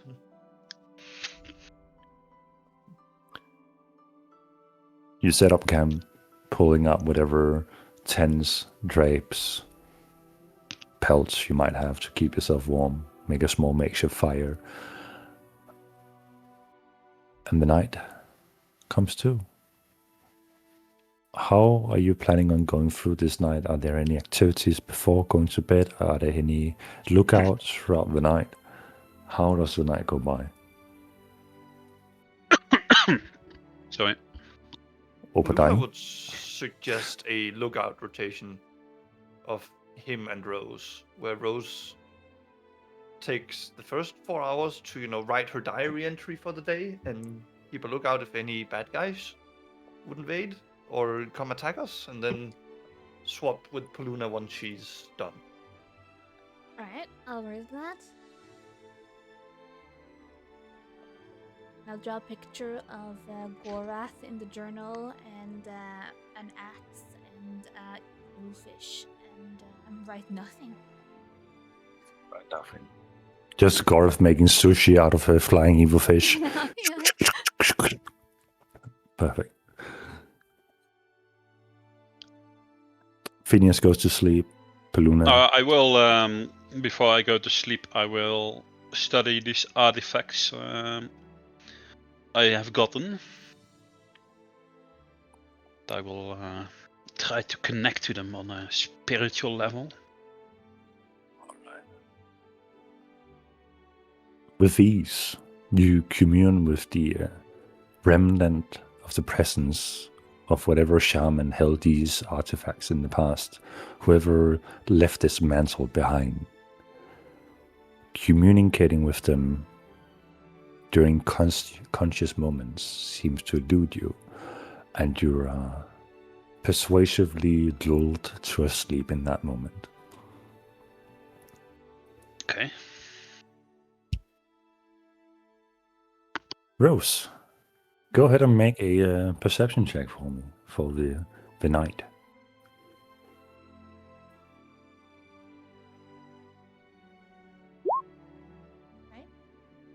Okay.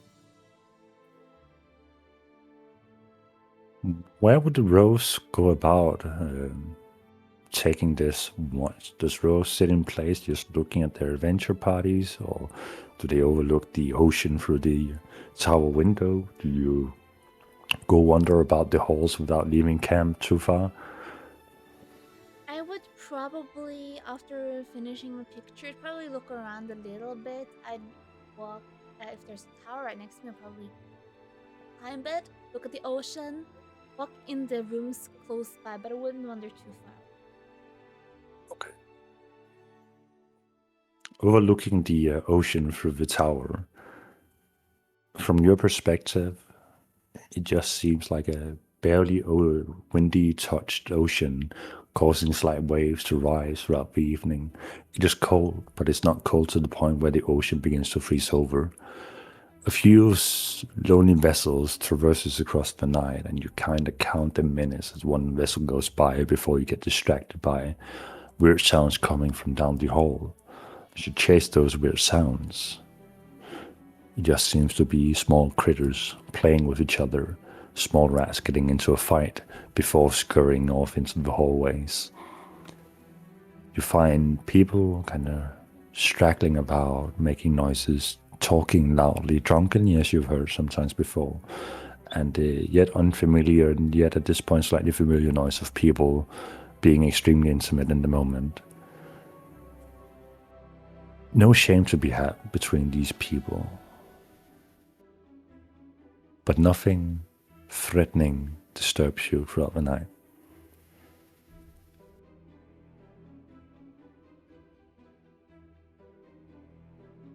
Phineas, during your sleep, after having communed with these mantles left behind, first you hear a deep booming voice that lends itself from the growl of a bear. It's been so long. You are young, Yet so wise in the ways of the spirits. perhaps there's a chance yet. Yet I find that you are in the presence of those whose spirits has been corrupted for quite some time. Perhaps my presence will safeguard you. As you look down your small bunny hands, you see them Excuse shine you. over. Shiny. You see your little hair paws with those like unruly long nails that you haven't cut in several years because you don't have a nail clipper and you're too proud to use your buck teeth to chip them off. No,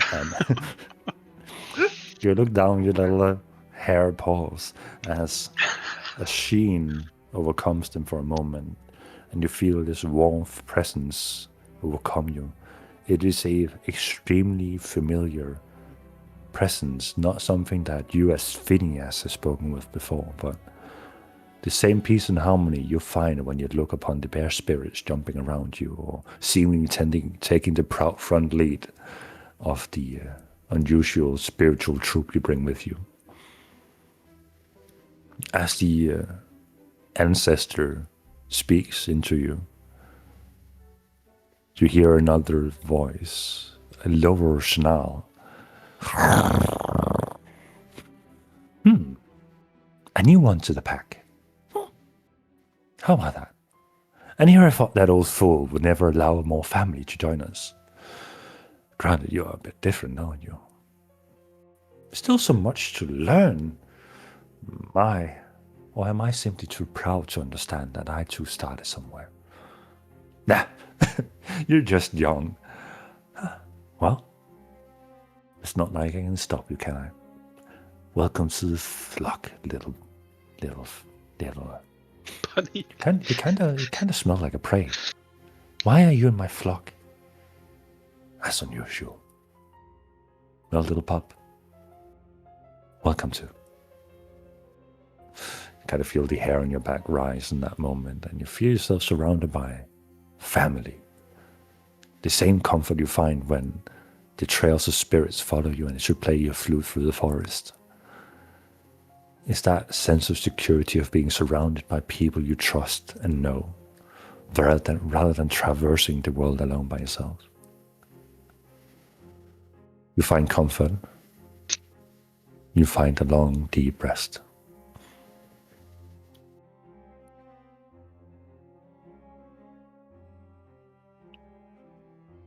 Paluna, TikTok.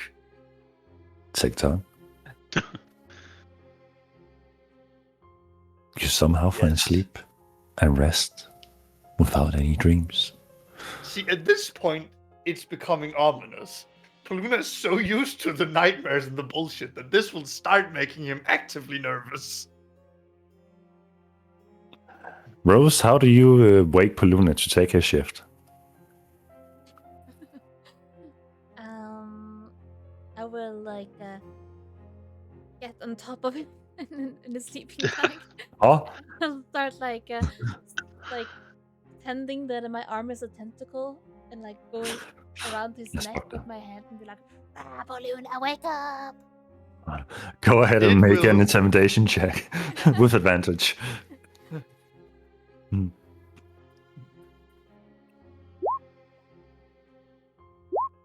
was 3 rolls. The first one, 23. 211. Yeah, Paluna, go ahead and make an insight check with disadvantage. Oh, you've given me disadvantage now, huh? Where's Leia? How you think they're gonna stop this? Ah, shit, it is. You're lying throughout the entire night, half asleep, half anticipating for nightmares to overtake you. And in that moment, the nightmare begins. You feel yourself being strangled by a long, slimy, slender tentacle as your eyes dot open and you see the monster. Luna will, on instinct, reach for his knife, turn around and in a motion to just be basically accelerating to stab whatever's grabbed him by the throat. Full on, full reflexes, he's going for it. And I was about to say, assuming he recognizes it's Rose, fast enough will attempt to miss, but probably just hit her for with the his arm still. for the heck of it, go ahead and make make initiative rolls against each other. Oh. All right, you 20. are instinctively enough to recognize that it is Rose for you to, as a reaction, withdraw yourself from the swing and you cut Rose across her dress, but not to cut into her flesh. Rose! Oh, What? look, Balloon, my dress! Rose, what were you doing? I was waking you You up. gave me a shock. You shocked the hell out of me. Can't you do it a little gentler next time? Oh, I thought you were some kind of monster. that was the point. Wasn't it funny? Honey. Honey. I almost stabbed you. Yeah, and you did stab my dress. Look, there's a hole in it. Oh. Well, better a hole in it than you. I'll Yeah. get you something new when we Really? get to somewhere with a good tailor. Yes, I'll go A shopping and dress? you'll get to pick a fancy dress that you want next time when we're someplace that has a decent, respectable dress. Thank I you, don't think Paluna. this I'll place give him a does. hug. You're welcome. You're welcome, Rose. Okay, I'll go to sleep now. I have seen Paluna hugs back. nothing, except I saw the ocean a little bit, and it was very cold, and that's it. Right, so I'll make sure to wear something warm. Thank you. And sleep well. Thank you. Rose finds sleep. Paluna, how do you spend your 4-hour shift? I mean, other than making sure that whatever entrance or what is, like, if there's a door properly closed or such, he'd probably spend it reevaluating and charting the stars. Because if as much time has passed as he now thinks has passed, being the scale of thousands of years, maybe the stars are not what they used to be. Looking throughout the broken window. Also, keeping a watch. Looking throughout the broken window of the tower. Go ahead and make a perception check for me.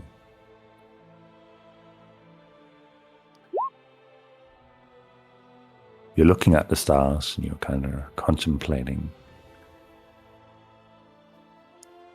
the night sky.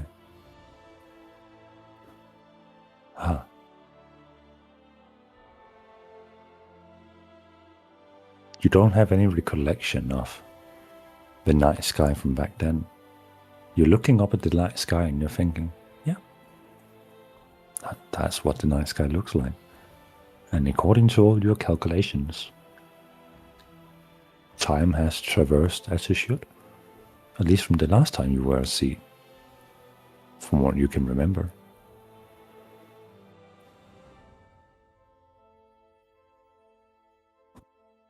Ominous!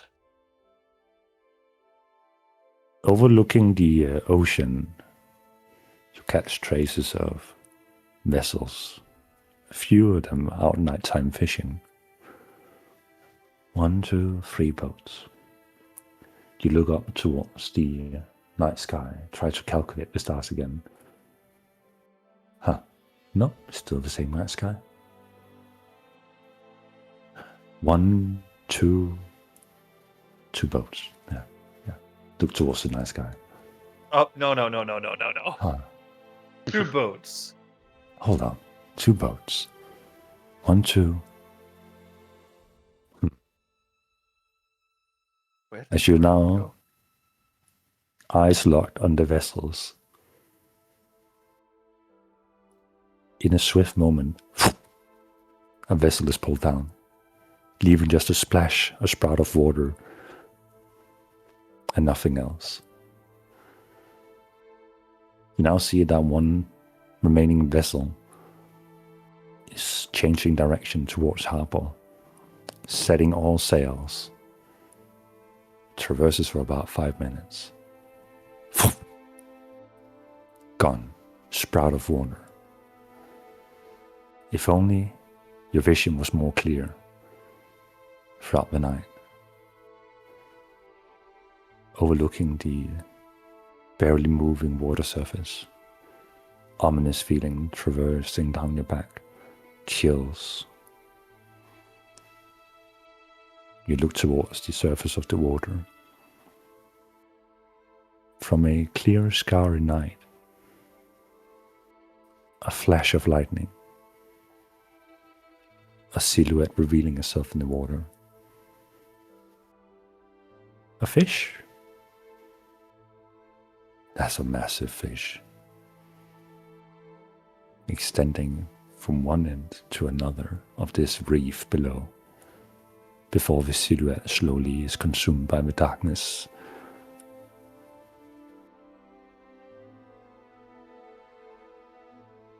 You feel a hand land on your shoulder.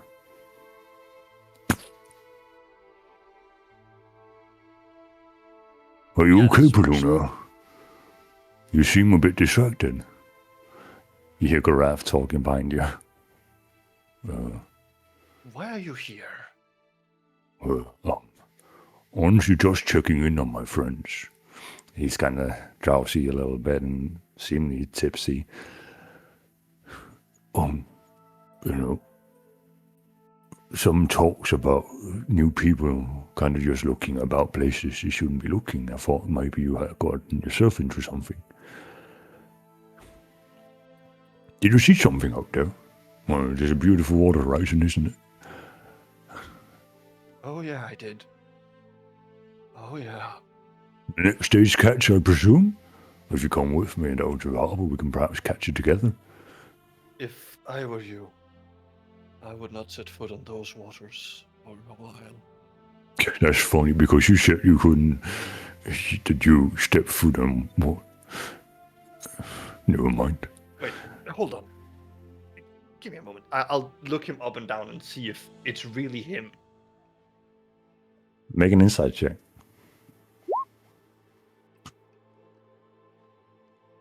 His physical touch upon your shoulders and the way he's looking at you seems to be you. It seems to be him. It seems to be you. No. Seems to be him. Why, are you okay, Paluna? Did the meat hit you a bit too strongly? For those weak of the stomach, it can go straight to your head, honestly. I think I saw 3 ships get pulled down into the waters.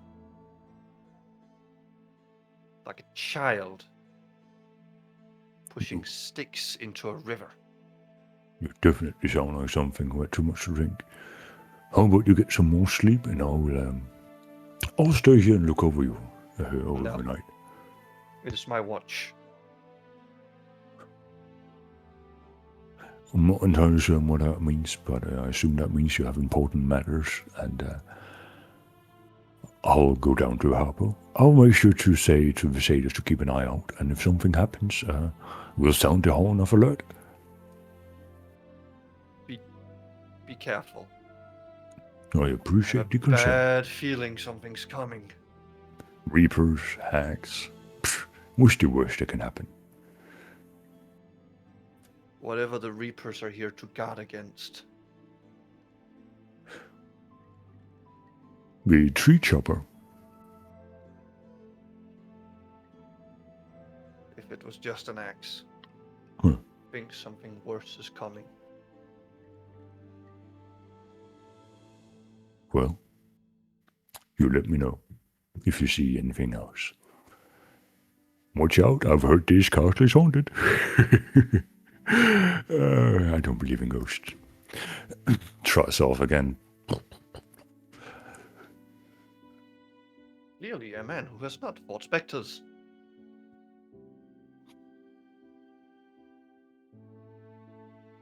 The night continues. What does Paluna do during these remaining hours?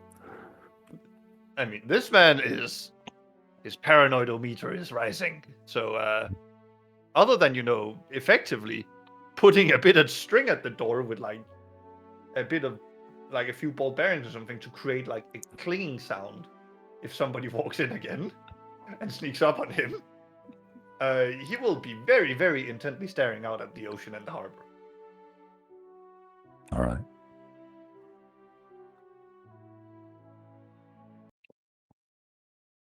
The hours passes by. Paranoid hours. Hours of uncertainty. And the night comes to an end. And you've all completed a long rest and starting a new day. Nice. I have a question, good sir. Yes, my good man. How may I help you? When we fought those Abelards, we took reduced max HP damage. Has It that is still been reduced. reduced? Okay. No. Still there? Mm-hmm. Hasn't gone away with sleeping? Okay. Hasn't gone away yet. Well, I assume I've gotten these things right now, after sleeping. one of them says your maximum hit points can't be reduced. So that is nullified. You have So recovered. Yeah. Okay. Mm. Just that. Mm. Or is that one still in effect, but new reductions would not be? Your health is restored. Cool. Cool. Is that from consuming the artifact? It is. Please share it with. Oh, I can't. that's fair. That's fair. I'm sorry, buddy. That is a religion Paluna is about to worship now. Spiritualism, shamanism. Honestly, at this point, he's considering like actively worshipping a religion just to get away from what's haunting him. Not that it'll help. It's too late. I don't think any god wants you. You're corrupted. Fact. Most gods are gonna be looking at this and be like, "Oh, fuck that! Kill it!" Yep. That's way above my paycheck, buddy. Good luck. Well, you two sleep well. Yeah, I did. I think How about very you? well in castles, it's where I belong. Actually, know, this is my fair first point, time Rose. sleeping in a castle. It was very nice. Fair point. Point being, not so much of a bad sleep as a bad watch. Did something happen? Oh, sneak up. Oh yeah. Oh yeah. You didn't wake us up? Well, it kind of happened out in the harbor, so I figured, Oh. not really worth a fight. And then Goroth showed up, but it was just Goroth, so I figured no reason to wake up. He was Something bad surprisingly happened stealthy. at the harbor with Gorath? What happened? Was there fish? Well, Goroth is fine. About the harbor issue, though, I think I saw 3 ships get.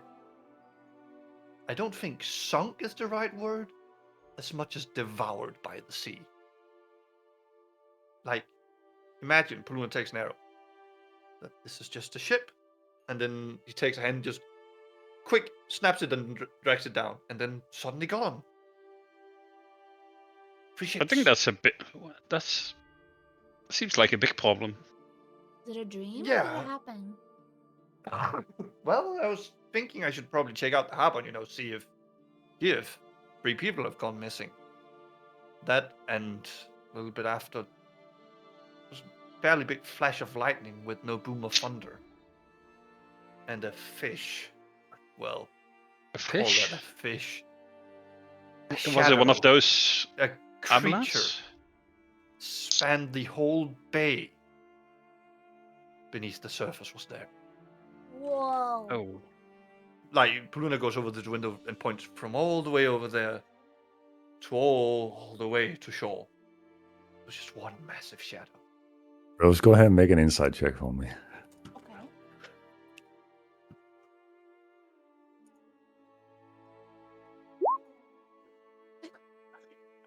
You see Paluna holding out both hands, making like a distance with his hands, and like all the way from here, all the way to there, approximately stretching 1.5 meter.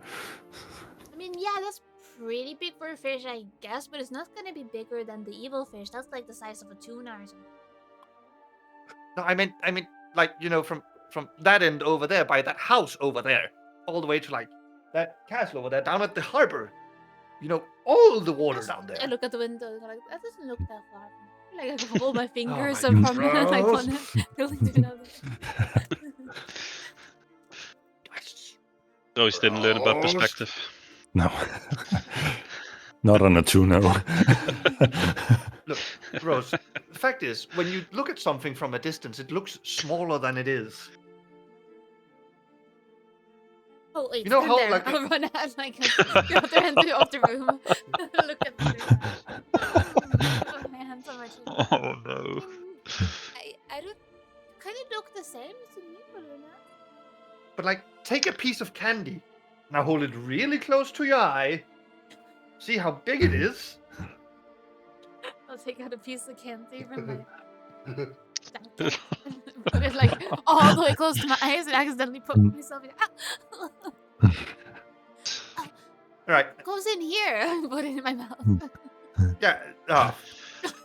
Just forget about it, Bruna. Should have seen this coming. So, I mean, what should we do? Should we go check it out, or Go on Gort and ask him what he saw when you were doing weird stuff at the harbor. Oh no, he was drunk. He was drunk out of his mind. If he remembers anything from yesterday, I'd be surprised. Let's go are you ask. sure you were not like having a vision, Pluna? You seem to be having quite a few of those. This did not feel so much like a vision, and that's kind of why I want to go to the harbor. You would notice if 3 ships are just suddenly gone. Yeah, let's go. Unless there's 100 ships, because then if 3 was missing, you may not notice because there was like so many of them. So, just before we start going here, I do have a question for you two. The streets in this place are really cramped. And Mhm. honestly, at this point, I feel like we'll be watched no matter what we do. What do you guys say we just take to the rooftops instead? Use our various abilities for flight and height maneuvering. I could fly, sure. Yeah, I can fly. Fine. No problem. I would like to take a bit of time to start the day. I need to call Bogle and maybe have some breakfast first as well. Of course, I'll prepare some breakfast. I'll need like an hour, okay, and then Of course. ready to go. Some carrot rations, salad, and a side of mustard coming up. Ew! What about pancakes? I can try to make a pancake. Can I try I that? think I have. I can don't go think gather we some have pancakes. eggs and flour and sugar. Uh, That would be They lovely. have that in this near area, but I mean, if you can find any. I'm gonna go look. Rose? Rose just wanders out of the castle by herself into the streets of Kashmir Citadel, looking for flour, eggs, and sugar. I mean, Paluna sees Rose walk and looks to Phineas like, should I Oh, and milk. should I follow? Yeah, her?" you can go with her. I'll be here. Right. Phineas going to stealth after Rose. You're gonna stealth after her. Okay, go ahead and make a stealth check. And Rose, go ahead and make a perception check. No chance. Yes, and then it's-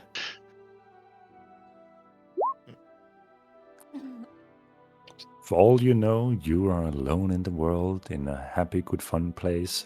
Mischiefs are up for the taking, and fun is to be had.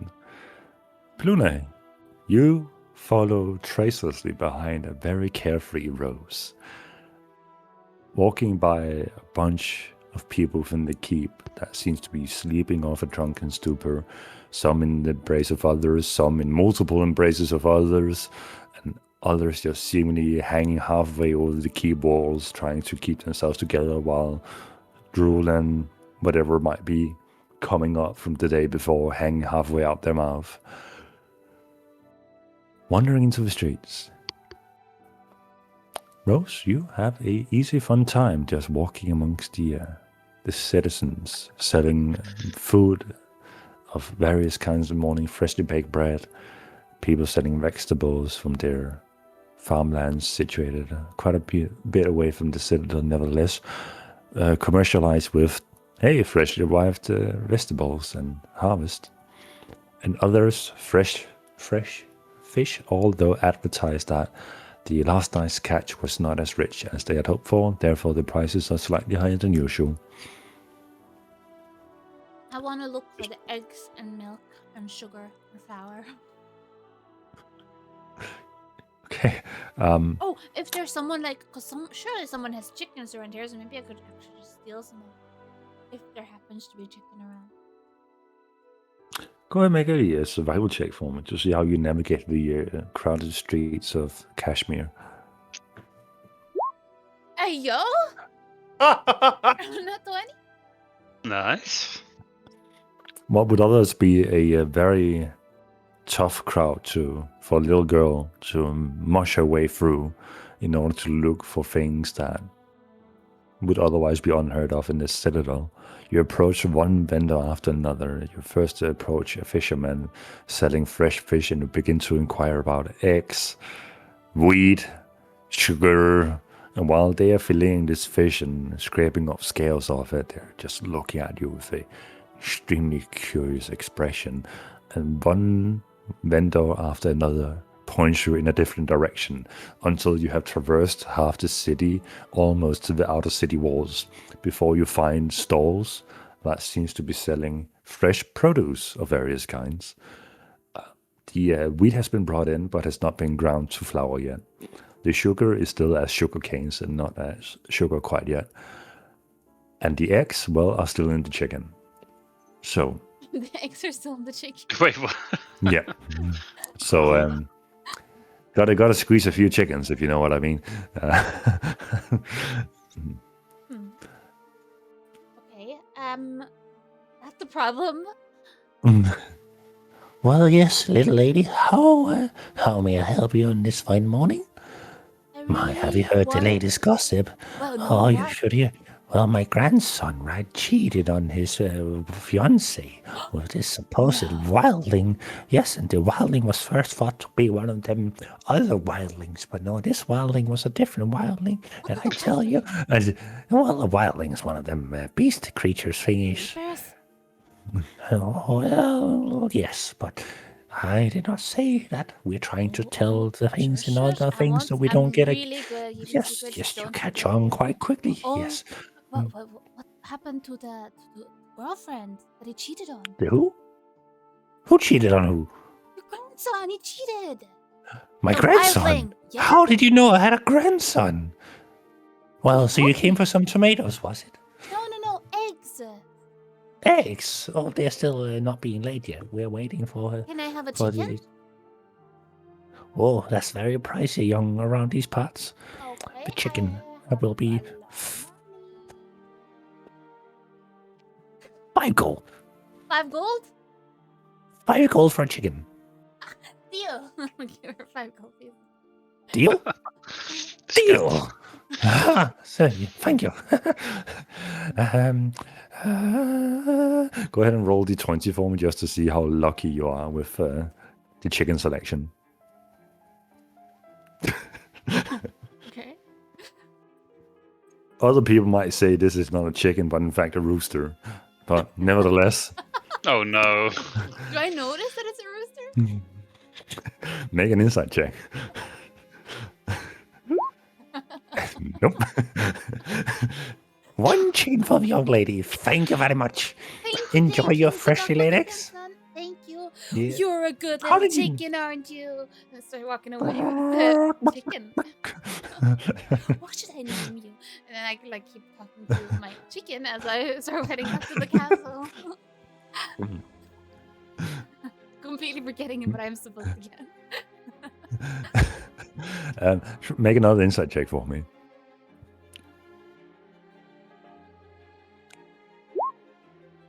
Rose is eagerly heading back to the castle, and halfway back to the castle, remember you're supposed to bring other things for the pancakes as well. And Luna, like, while this is going on, knowing this mission, actually get the things. While she's getting distracted and all this, like, haggling around, he's like a couple of stalls away, actually picking up some flour or such on the way. Sure, but Luna, if you drop like 2 gold, I will say you gather a round of ingredients like 6 eggs, half a kilo of flour, 200 grams of rice, and half a liter 2 of milk. gold for that of, much? of- I mean, more than just like 1 set of ingredients. We're making like 10 sets of pancake ingredients here with 2 gold. No. This is expensive import, most of it. The sugar? Are you kidding me? Actually, I think I have like If I 23 remember rations of that it. I Yeah. forgot other ingredients, I will be like, because I feel like I've already looked. So I was like, okay, now I need a cow. And I'll start looking around the thing. Oh, no. With your rooster under your arm. You walk proudly through the streets, and this rooster is just looking dejected and confused at you as you happily stroll through the streets, being pushed about by all the citizens unbothered. And you approach the city walls once again. A few stalls over, there's a butcher currently butchering both chicken and fish. A cow. A fresh living cow. Yeah. You're but saying I you wa- want a cow, Yeah. but I just butchered Bertha. Oh, how could you? Well, it was old. It was his time. Well, did Bertha have a baby? That's unusually macabre to ask for. Why? But milk, if you stole so, you'll probably find some milk. Granted, it's, Really? well, yeah, I don't know why you came to the butcher first, but probably ask. Oh. Anyway, this is how the entire trade transaction goes when you procure these ingredients. It always takes 3 vendors before you find the right vendor. A lot of questions being asked, a lot of confusion, and some rough scamming as you have to expend about 30 gold to procure all the ingredients. No. Like at some point, Luna steps in, just like, "Oh, Rose, I was out getting pancake ingredients. Want to go back to the castle?"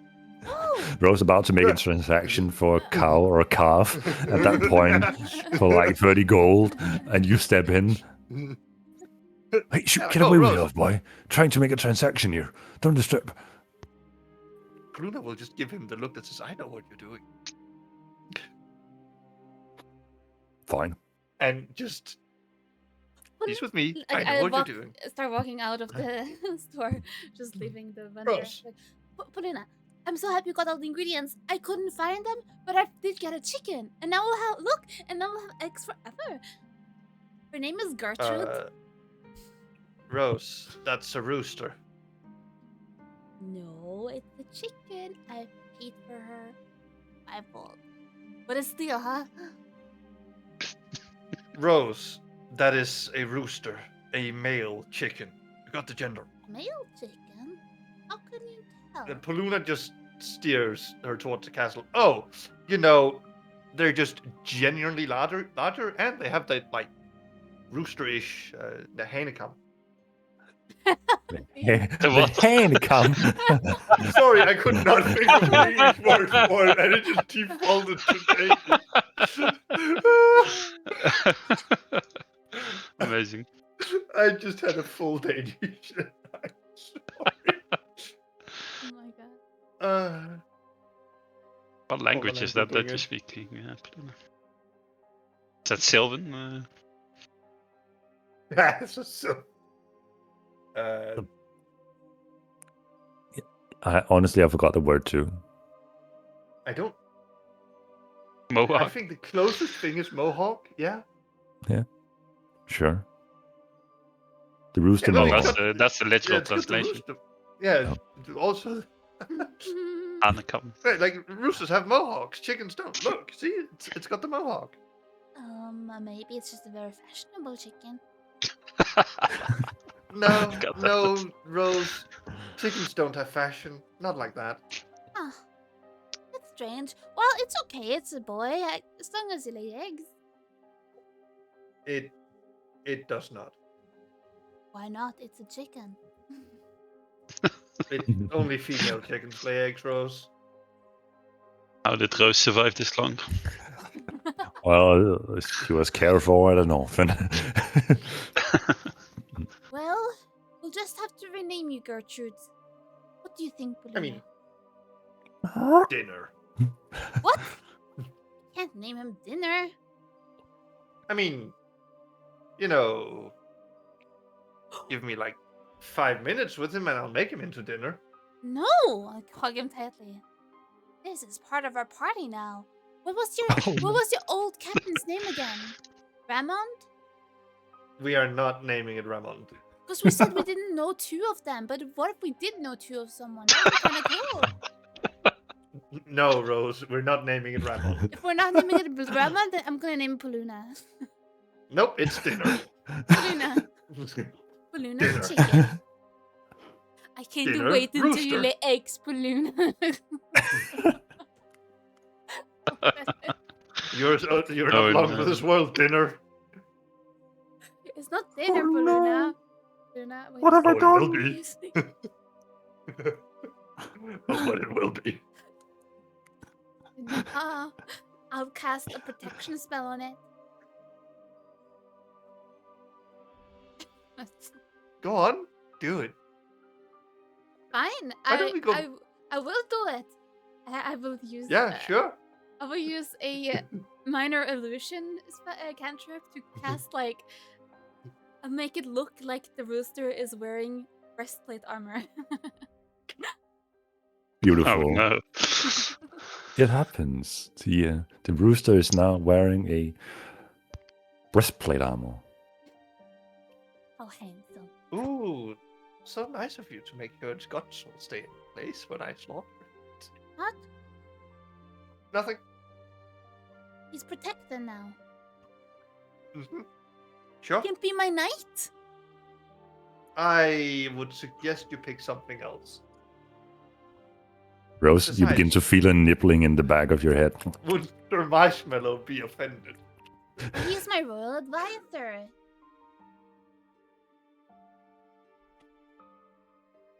But okay, fine. I can find a different position for Luna, the rooster. No, its name is Dinner. Name is not dinner. Let's ask what Phineas thinks. Yeah, let's ask what Phineas thinks.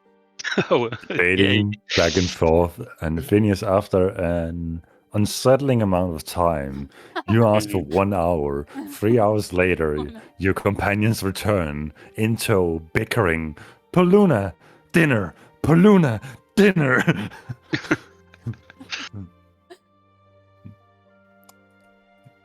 Phineas, you have to help us settle this dispute.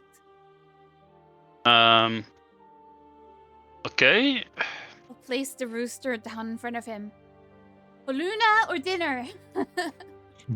Look, she bought it to help us make pancakes and, got the wrong gender.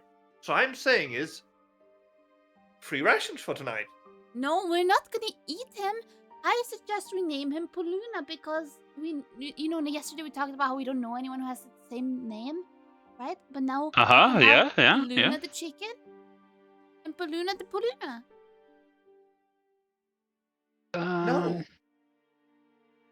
Absolutely No. not. Okay, and what do you want from me? I want you to agree with me. I want you to agree with me that this is our dinner for tonight. We're not gonna eat him. I bought him. He's my pet Yes. Did You she buy livestock buy to it? eat them. How much She did did. you pay for it? now. 5 gold. If you're going to pay that much for it, then you might as well keep it around for a bit. That's a very expensive dinner. Phineas! Yeah, we'll keep him around. Maybe he'll come in handy, like it. What does it matter? Fine. So, did Paluna got the ingredients we needed? Alright. Shall Oh, I you try to still make? want pancakes? Of course. Yeah, fine, I'll make some. I'm just going to start making pancakes and take his time about it. Like making good, So, good. is there even a skill check for making pancakes? I mean, I can do a survival. Pancakes are basic survival food. Basic. Is pancakes some basic survival? You find sugar in To the wild like that? survive. I don't know, but So I'm going to say the unsugared version of pancakes actually is. You should Okay, look fine, up but we need Blackjacks sugar and with its vast pancakes. history. Right, but this is Luna got dessert pancakes. But fine, Yeah, if I you can mean, make but it with without sugar, you can make it with sugar, I suppose. Yeah. All right, go ahead, make a survival check. Let's see how pancakey they are pancakes. Granted, it's not the modern version that we are familiar with of pancakes, as they are made over an open fire and that Probably catches better. heat quickly. But nevertheless, you have managed to conjure up a breakfast of pancakes. Granted, it is almost early midday at this point, but Nevertheless, pancakes are quiet. Rose finally got her pancakes. Yay! It only took 2 capital cities. Begin and enjoy Nom, nom, nom, nom, nom, nom. The breakfast goes by. Phineas has reacquired Boggle, the frog that left us for a brief amount of time, but has now returned. Has Boggle resumed this frog form? Yep. Alright. The day properly starts with no shenanigans. What is the game plan for you guys?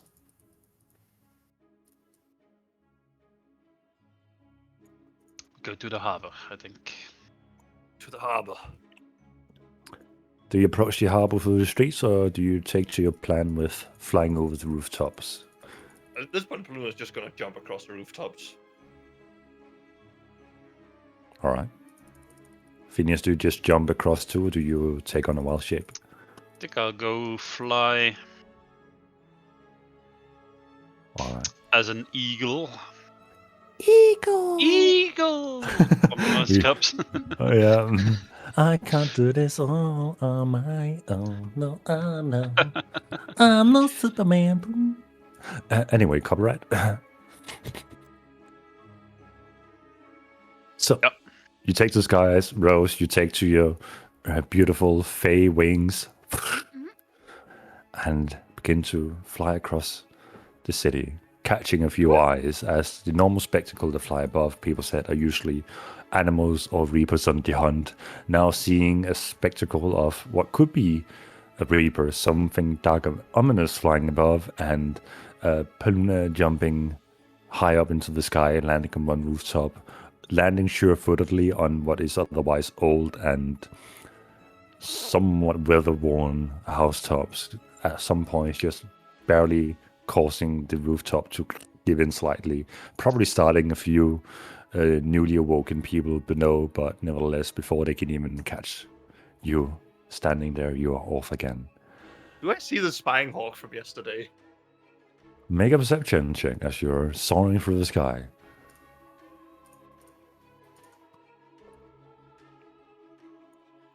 You jump, you twirl in the air to get a good 360 overview of your surroundings. Nothing. Jump again, look around. Nothing. Jump again. The only flying hawk-like creature is Phineas before you, soaring at a downward angle towards the harbor. Seemingly untraced at the moment.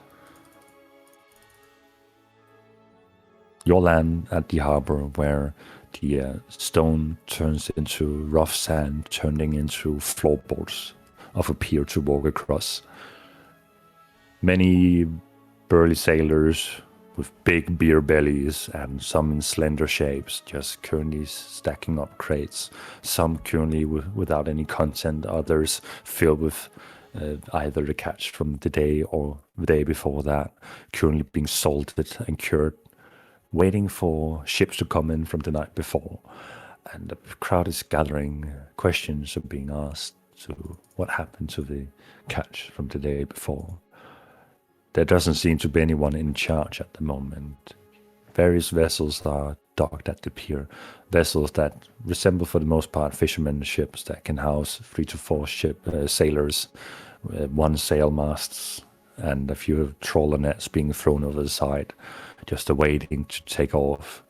There are 1 big boat, but the odd thing standing out about it is that this boat does not seem to have seen sea departure for some time. It's been anchored, the ropes have grown muscles and various sea life that has solidified the tautness of the rope onto the pier, and is seemingly just having a crew that seems to use it as a vessel of housing for some kind.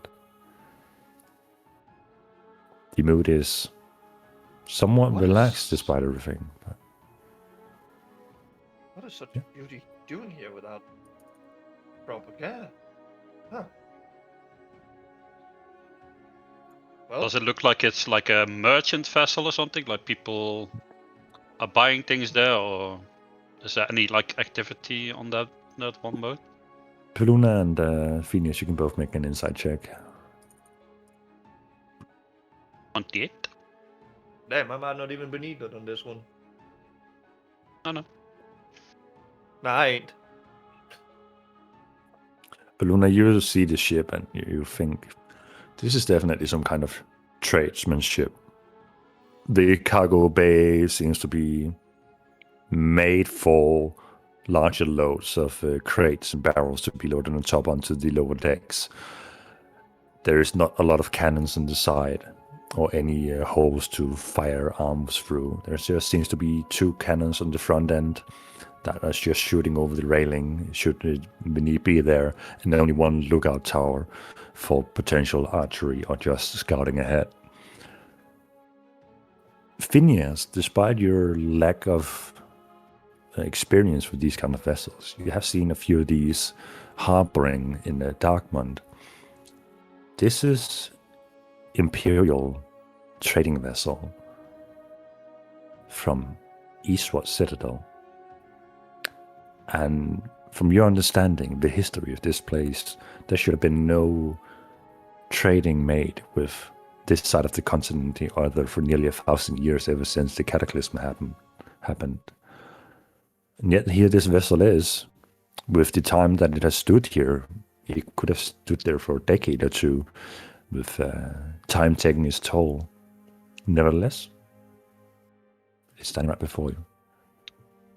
Guys, it's from Eastwatch Citadel. Really? No. There's no way. Yeah, it is. Oh. Trust me. I've seen it before. God. Wait. Hold on. Luna's going to It go up to shouldn't- the point where, like, It shouldn't be a...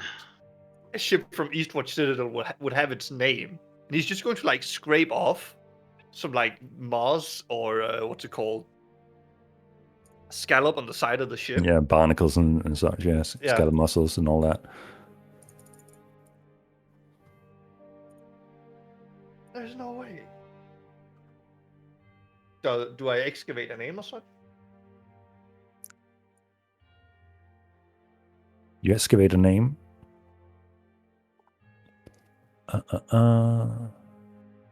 Quick, think of a name. I don't have a name. Sorry about name checking you, DM. It's not a name you immediately recognize. You say the letters are slightly worn out, and it's just named the Maiden's Fair.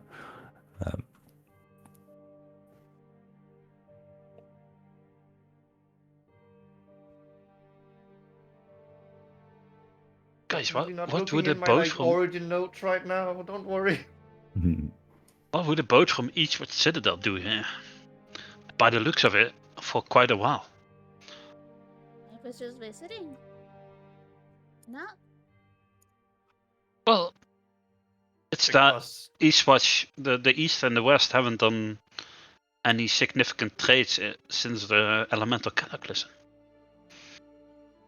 Oh, So then some. maybe they just started. Is it really that weird? yeah, but the boat has been here for a while. It's not weird. It's just curious. So why didn't we just ask? This kind of whoever's curiosity in the goes under boat? weird. Yeah, Yeah, I that's mean a we fair could. idea. First, I would ask around at the harbor to see if there's any ships that still haven't returned home from voyage at the night.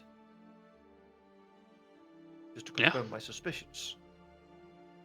Go ahead. Can I use my like traits regarding seafaring to help do this? Find out who to talk to. My traits for ship passage. Like ask around. I mean, easy enough to do. You have some persuasive nature over you, your understanding of ships and vessels and all that. Also gold. Luna's willing to pay gold. Also gold. Yeah. Well, this is not a well-kept secret or anything. This is just speculation by the other sailors and fishermen around at the pier who are currently waiting for their shift to depart and carry the next day's catch. And the murmuring going about is that, well, we could have sworn we we had like the team yesterday sent out a few vessels to fish by the reef. I mean, we don't sail too far out because we know the creatures that separates the water masses and all that. They kind of, the reef has always been a safe place. So do you think they just know? Well, some of the crew that were on there, then they wouldn't take off like that. But what about the other people? No, I mean, they were young and inexperienced, but the waves weren't that high yesterday. They wouldn't have dragged them out by the deep sea. There's a lot of confusion as to what is going on. It's just speculation. And since it is less than a certain amount of time, people are not immediately panicking, just concerned for their well-being.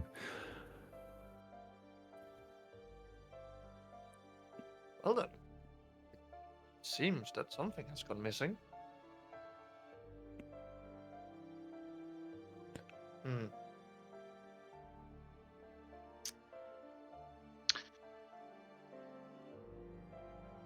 Okay. Should we ask these people what they're doing here? Seems a bit rude, but might as well. Might as well. Okay, I'll. Is there like a gangplank or anything to go up on the ship? Or? Absolutely. It seems to be not like a frequently trafficked place, but you have seen a person come and go by these early morning hours. Some shouting, "I'm going off for suppliers!" Yeah, and others coming back from a drunken night stupor and just kind of nearly falling off the gangplank, walking on top of the back on board on the ship. It seems to be carrying the same role as the castle, but it's just a ship this time around. More localized and more imitational rather than being open for usage. As you approach, people just take note of you stepping on board, but none seem to immediately stop you or prevent you from going on board. Greetings. Is there anyone in charge here, or anyone that's been there a while? In charge? That's funny. No, little man. Good morning, sir. This very young, slender sailor walks over to you and kind of confidently leans up against a barrel. Yes, so, hi. Hello. Man, you're a funny just looking had a... one. You're not one of them Reapers, are you? Certainly not. You don't have that angry attitude. Oh, you seem more curious. What happened? Did you get cursed by something? No. At some point I should, start to educate the masses about Aragons, but this is not the time. I had a question about this boat. It seemed quite familiar, and I reckon the last time I saw a boat like this was in Eastwatch Citadel. Oh, yeah, this beauty? No, she's been with us for roughly 12 years. Yeah. How come is it here? Finders keepers, I suppose. Oh, why is here? No. Seems curious that the boat from Eastwatch Citadel is over here in this we part of the... I don't really know, honestly. We found some ledgers that was left behind by whoever abandoned the ship here. They abandoned it here? Whoever came here with the crew abandoned the ship. They went inland, from what I can understand, and we awaited, like as you do per customs, about 2 or 3 months to see if the things were abandoned or not before we took it over. Of course, yeah. I mean, if no one is coming to reclaim it, you might as well use it. I mean, that's what I'm saying. If you leave your house unoccupied, then is it really yours? And if other people are in need of a house, then sure, we make use of that, right? Whoever is in need gets to share. Yeah. So you use it as some sort of shelter? I mean, shelter, role-playing, inviting the ladies over. Yeah, absolutely. Role-playing? What's that?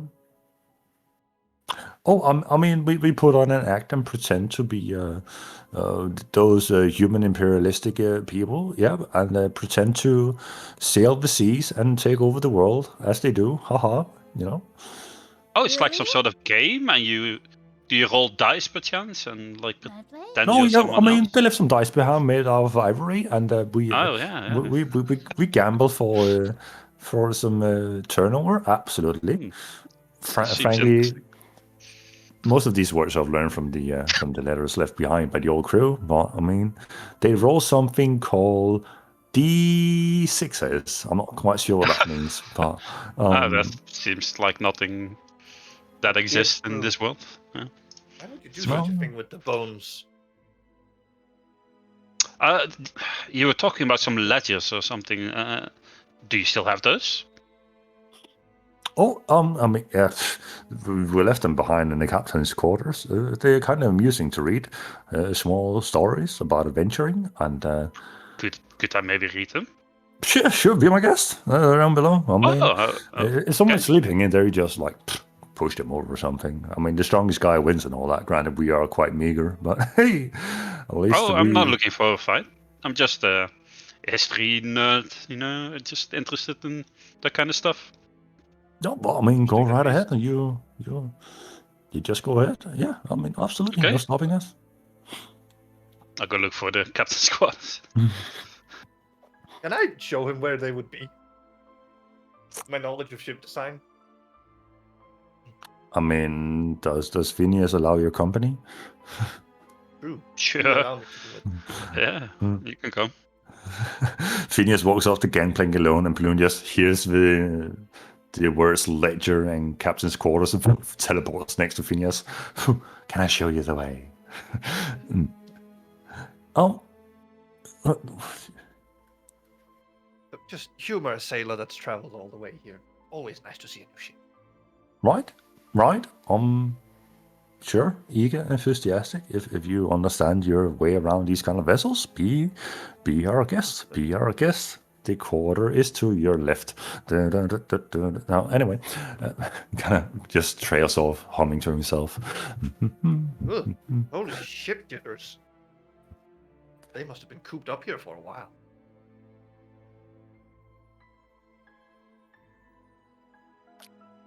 Well, Okay, let's go find the captain's quarters. You walk through the vessel, and you have to go down below a staircase. I have to think who of you were there. Anyway, Paluna, you were with Beer and Valentina when they were sailing through the swamp, as I recall. So you've seen these kind of below quarters before. You've been on a similar vessel now that you expect interior, where you had your gambling games during the evening, haggling for plunder that you found on the ocean the nights before, and just having a good time right before Troll Acid had an incident. But anyway, It's a bit. yeah. The design of this vessel is a bit different in the sense that you have to go below deck through the crew quarters and then through the cargo hold into the front end of the ship, where there's a sign saying captain's quarters, and there's a barred window looking from the captain's quarters out into the cargo hold, seemingly as if to keep guard post at all times, while also keeping check of what comes and goes into the cargo hold. And within, the place is not in the best state that it could have been, seeing as people use this as a playground of various means. People have hung from the chandeliers in the top, slightly broken off the chain. There is now dangling, and it could fall down at any moment's time. The shelves are broken over, glass is shattered and lying on the ground, and a barrel has at some point been splintered open, and whatever liquid was inside has spilled in and stained the floor. And in the middle there is a fancy-looking desk with a fancy-looking chair that somehow seem have stood its time, as if some kind of magic keeps it in this state of being. And on the top of it, papers neatly stacked on top of each other, with a big written note saying, "Do not mess up the order," as if people seem to enjoy the reading through of these stories in some kind of chronological order. There seems to be a torn off piece of a front end of a book, where a title seems to be written or pushed into by some kind of penmanship into the leather to seemingly make the letters of the book permanent in some way. And that's what you see within the captain's quarters. wow, they really care for this. Must be very exciting stories then. I'll see if I can find the first book and just flip it open and like try a scan and see if there's anything that catches my eye, I would say. The first book you pick up seems to be a overview of cargo that has gone in and out, seemingly a casual logistics book that speaks of what the vessel has carried throughout various continents of the world. Are there any Whereas- names of people? As in, there has not been any people cargo. No, like describing names of the captain or like crew or anything. Not in the first lecture that just speaks of the cargo. That seems to be a rough, just 2 barrels of wine, check, and all that. And then next date, the details what has been sold and what has been brought in afterwards. It seems to be I'll fairly put that book innocent. down Fairly innocent cargo trading back and forth. The next is a crew list, with the title being "Crew Members of the Gatecrosser." Paluna? Paluna just. She he's probably. straight up like, this just feels wrong, dude. Oh, this can't be a coincidence anymore, can it? But like, the letters on the outside of the ship said the fair maiden, or the maiden's fair. Well, I mean, if you were a pirate on a pirate ship, right? Do Oh, you shut think up. you would You're use not wrong. No, that's like a totally legitimate accurate. name on the outside of your boat? Of course not. Not in a million years. You would get a fake name and then I start like scrolling through, see if I can find like Paluna's name in. or It doesn't or say like you be the can't. captain. Or, At okay. this point, Paluna's invested. Like, he's right there over your goddamn shoulder. Like, this. We need to get to the bottom of this. The first page says Captain Hellman and his crew. The next page says Navigator Paluna. And next page lists a bunch of no names. Jimmy, Carl, Earl, Timon, all these regular people who have not earned a surname throughout their life. No. No. This. What do you mean, no? Navigator Yes. Paluna? Yeah, that's you. There's no way I sailed this ship here. It's Well, not. obviously you did, but you just don't remember it. Look, this is Phineas. Phineas, be honest with me. How would that add up? Like, what was I here 1,800 years ago? Was it 20? This ship is not 1,800 years old, right? Right? I don't know. I wasn't there. You were. Hold on. No, this is impossible. Well, This is- clearly it is possible. Because Yeah, I thought being be real, haunted by things from beyond the realm would be the freakiest shit that happened to me this year. No. This tops it.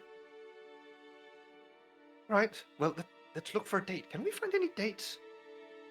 Did they actually do proper lettering? At this point, Paluna's hunting for a date or like a timestamp or anything of the kind that has a year in it. probably in the first book with the cargo. You go back to the cargo list, the logistics list. It doesn't have mentions of crew. It has mentions of dates that details 12, 13, 14 years with month-to-month basis of cargo going in and out. The handwriting stays consistent between the years that have gone by. The total years that have gone by goes between 8 and 9 years, how depending on how the months overlap from year to year. The penmanship, and you've seen your own penmanship, obviously. It is not your penmanship that has taken a note of the logistics, gathering that the only person worth of note was this Hellman. You go to look for the crew list again, mentioning these people. The only names that have been consistent as cargo has left the ship, so has crewmen that has been recruited. Some have departed, some have lost their way on sea. Your and Hellman's name are the only consistent ones throughout. But the last date entry states Hellman and no one else.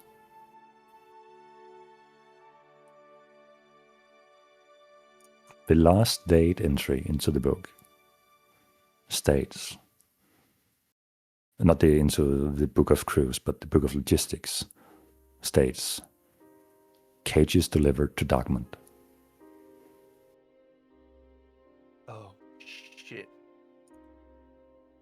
This was me.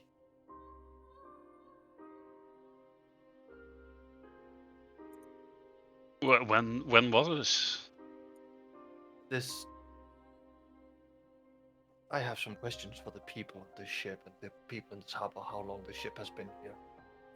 But nonetheless, this is not a lodger of cargo and crew. This is just a lodger of cargo and its captain.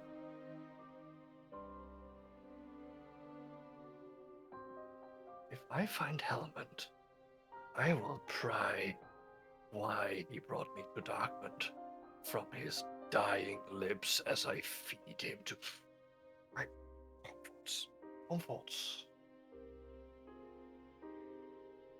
Lots of unsolved things here. Right.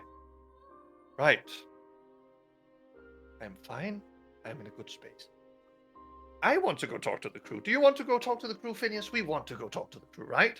Well, I mean, they all left this guy, huh? So they just left the boat, huh? And traveled inland, he said. So I doubt we will find them here. So do I, but I need to find out when this boat arrived here. Sure. Luna goes back and says, "It's a thrilling story to read down there, but I just have a question. When did you say this boat came first to shore?" I mean, some years ago, I would say, like 11, 10, 12, 11, 10, sometime around that, yeah. And supposedly, they say the captain just went off with some crew and never really came back. We stayed here and waited to see if they came back, and then after this this half waiting period of 2 or 3 months, then we kind of just assumed they had perished in some way or decided to stay land or retire their sea legs.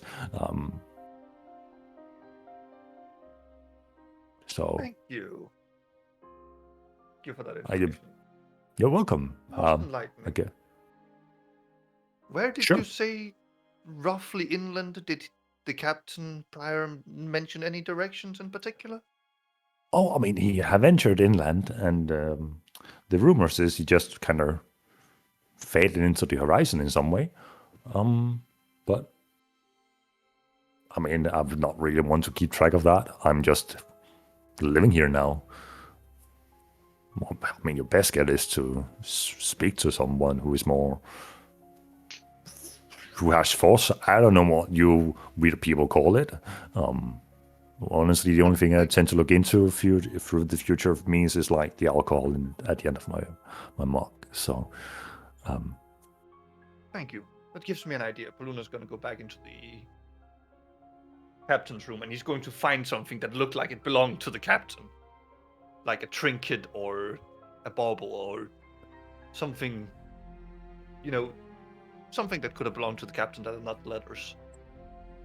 the letters themselves, the pen left behind to write into the ledgers, seeming also being in good condition. The chair, the table, that seems to be in good condition. There are a lot of remnants that could have belonged to the captain. So, take a pick. Paluna would swap the pen for his own pen. All right.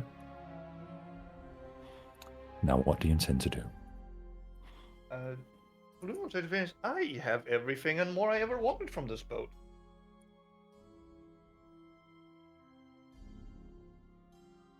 This was. Say that to us. Or...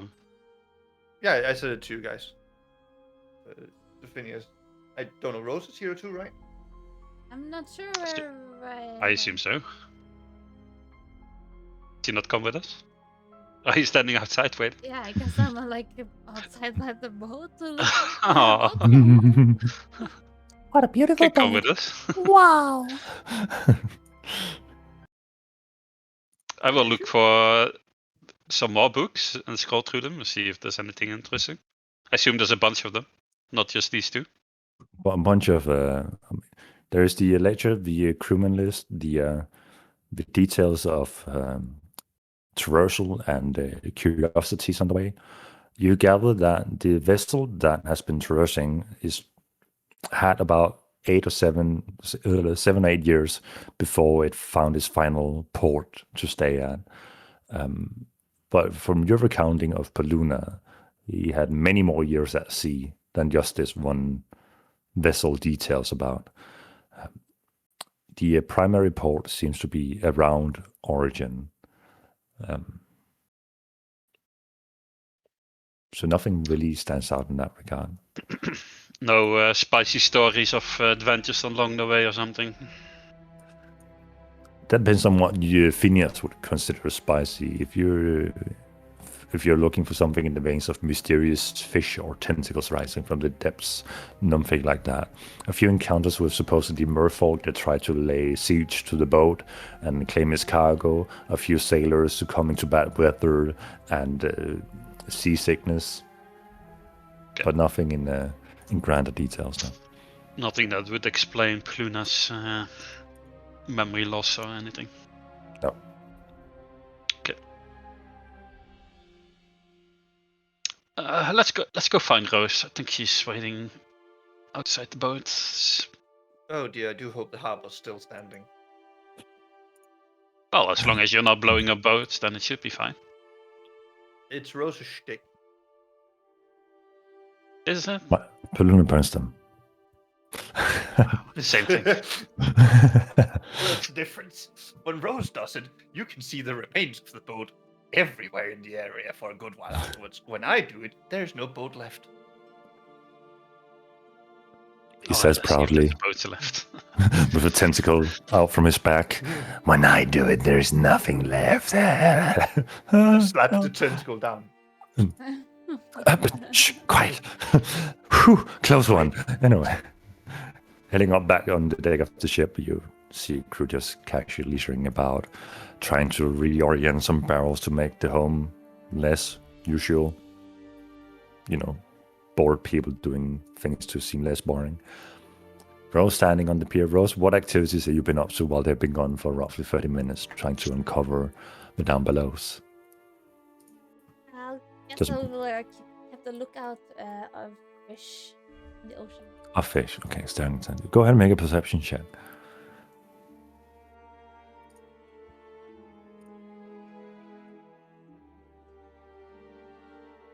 Dan, why is nothing happening? Good question. Did the website die? Oh, there you go. Jesus Christ, I'm not gonna lie.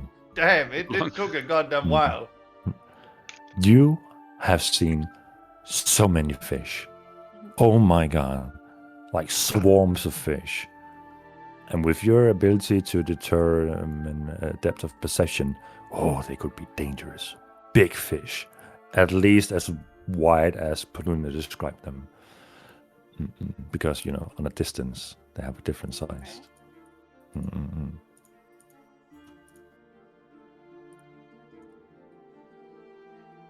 As you stand there looking into the water, your party members return to you on the pier.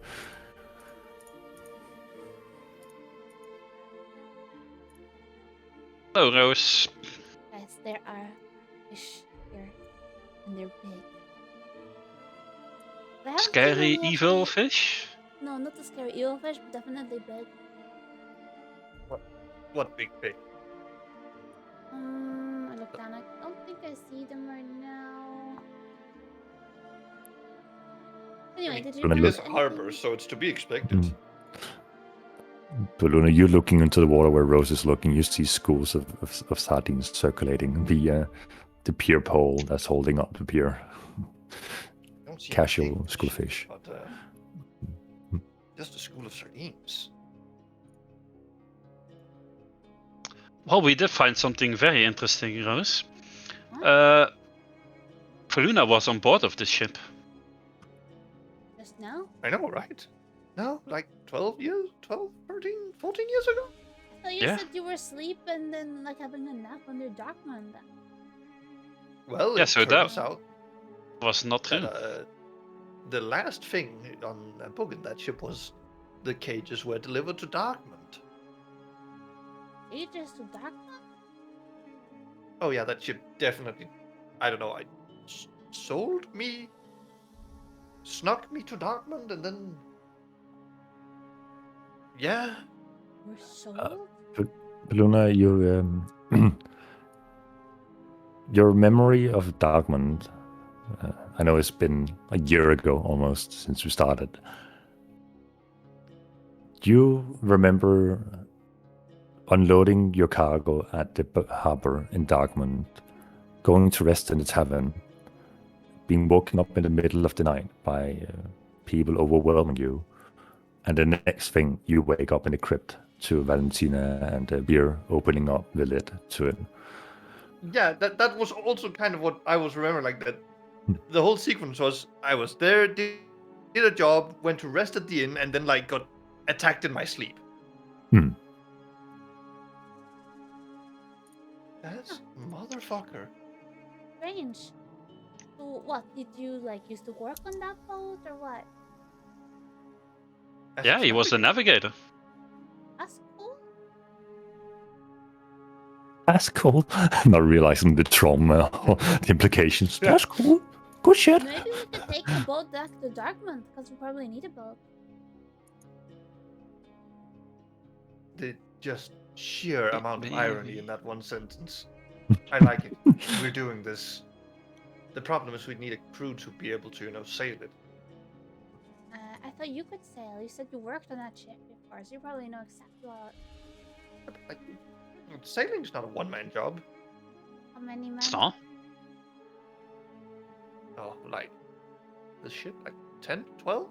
Well, I have some experience now after being on the sea with the pirates and everything, so that's like one. You make and and then you is two. you make an excellent replacement cannon. That is correct. Yeah, and then Phineas, that's 3. Maybe we could recruit Gora, that's 4, and he's really big, so he's basically people. And is 4 enough? What's up, No. Luna the chicken? 5. Chicken I mean, legs? dinner will fill our bellies for a day. No. Oh. Look, let's cross that bridge when we get to it, shall we? Mm-hmm.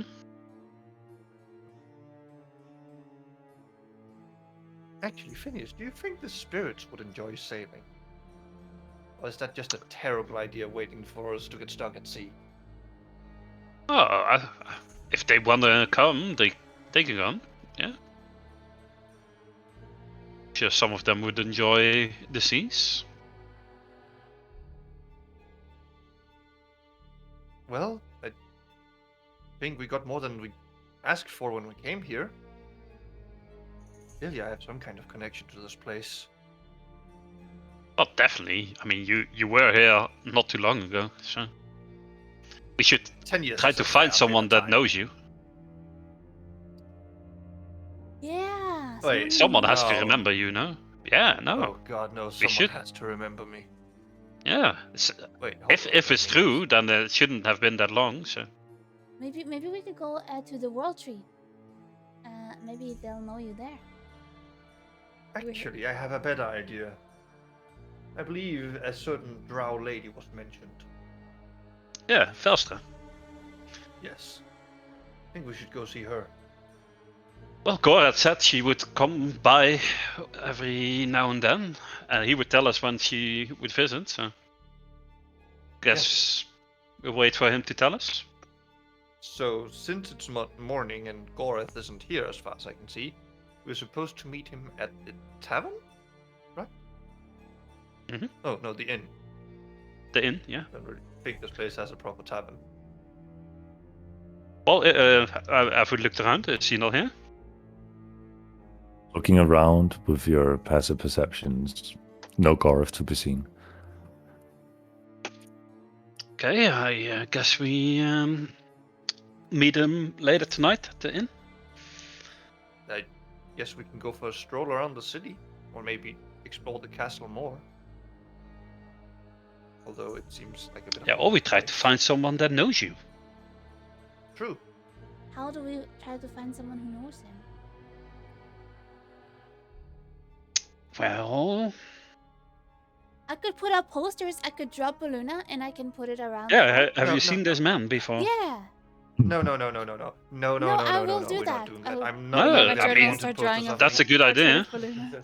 No, Phineas, would you not put wanted posters up of me? That's criminal.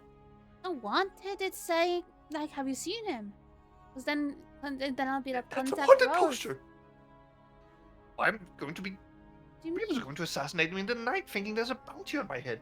Why? There might be. Because you're putting up a wanted poster. What do you mean? Oh, like you're not about to make one of those posters that people put up on about you in Eastwatch. We'll do like a missing poster. But I'm right Oh. here. So What does that have to do with anything? Jesus. Okay. I won't draw you yet. Let's just go ask someone then. But where do we start? There's a lot of people in this town. maybe there's like a dock master or something, someone that has worked there a long time and he knows like a lot about That's a good idea. the docks. Let's find the local dockmaster then. Hey, mister, over there. Yeah. Well, how may I help you? Oh, Do you know who the most senior man at these docks are? Oh, that'll be the harbor master, Kalissa. She is at the office at the moment. I think she's trying to wrinkle out the whole thing. She's called every sailor to take the morning off. Could you point me to that office? Just a few houses over in that direction. So can't really miss it. Everybody's waiting outside for approval to sail out. So Thank you. not even going to throw me a copper for my time. A hungry sailor fine. needs something. I flip a gold at him. Oh, For your time. let me know if you need some more. That'll do. A few houses over, you see a small crowd. You've seen a sight like this before back in Darkmoor with the Dockmaster Frey, when people were inquiring about information. Granted, this is on a slightly different scale comparative to the Darkmoor situation. Nevertheless, people are waiting impatiently, and Kalissa is standing outside. You can't mistake her with a big feathered hat, kind of this overly exaggerated, piratey, noble theme to her. Borderline Captain Jack Sparrow standing there. Right now, everybody, yes, I understand the frustrations. Yeah. Sooner or later, we just have to figure out what happened to those fucking vessels. Take your time, piss off. Anyway, so, we know what happened. so... I can't believe I'm doing this. I can't believe I'm doing this. Paluna's going to cut the line like he's Valentina. Like his face is full view. Damn it, Valentina. could see. Hey, easy on the crowd. Understand the frustration that might be surrounding this whole predicament. Sir, please get back in the line. The Get back in ships were line. sunk at about two over the midnight hour. I saw it Well- from the castle up there. You won't So- believe the things people have seen from that castle. Anyway, next person over. Oh, and you haven't seen my face before? Your face. I do remember most faces that come by here. So you worked here for a decade or less, right? No, I mean I've had my fair share. I'm an elf after all. Well, granted, so are you, but wait a minute. Are you one of them wood elves? Haven't had a wolf elf around here for quite some time. Huh. Say The about last one was a decade navigator on ago? the ship, right? A Wood Elf Navigator. Wood Elf Navigator. I gotta find one of my old ledgers to look through real quick. I'll be right back. She goes back into her cabin and quickly comes by with a stack of books. You're looking for this person, you say? In a manner of speaking. All right, about like a decade ago or so. Uh, The name of the 15 vessel? Years. The Great Crosser. The Gate Crosser. That, or you know, I haven't Yeah. gotten anything at the Gate Cross, unfortunately. what about the Maiden's Fair? Oh, the Maiden's Fair. That vessel over there. Sure, yeah, I got a few days back. That's 10 years. That's 12. Let's see.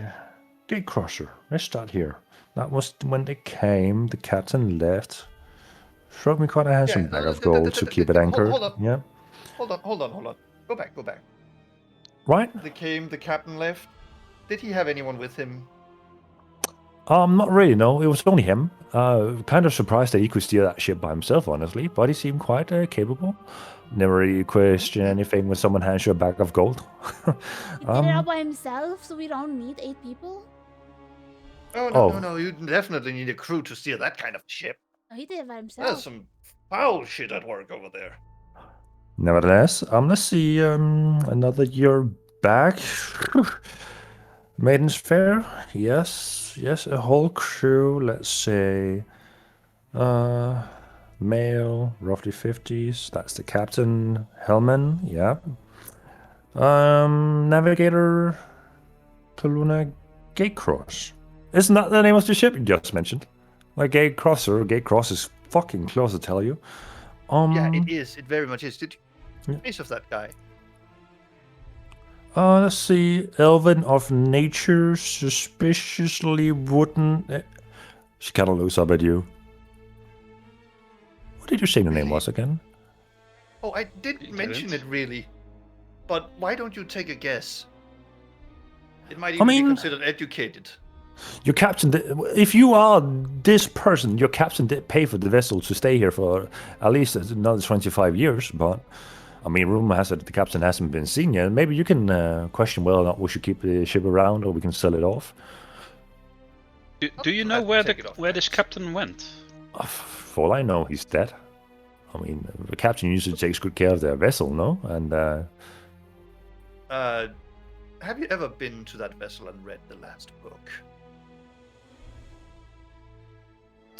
I mean, the stories are quite intriguing, and nevertheless, it is a cargo vessel. It travels with, surprise, cargo.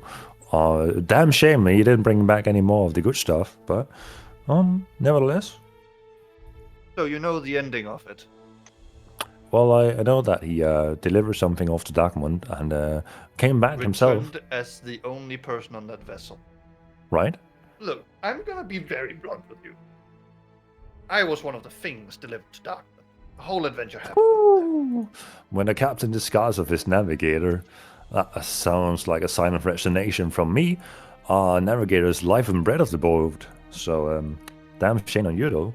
Well, are you here to buy the ship back, supposedly? Make a career out of it yourself? Just as soon as I deal with my captain's betrayal of me. I mean, good luck finding him. We haven't seen him. And we have the boat. I mean, for me, considering the state, if you put in the repairs yourself, 1,500 gold is yours. But I don't have that. Can I just have it? Like, then it won't be in your way in the harbor. Make a persuasion check. Oh no. Oh no. Can I do give a guidance? Absolutely. Hi. And then, only one. D4. Oh, 26.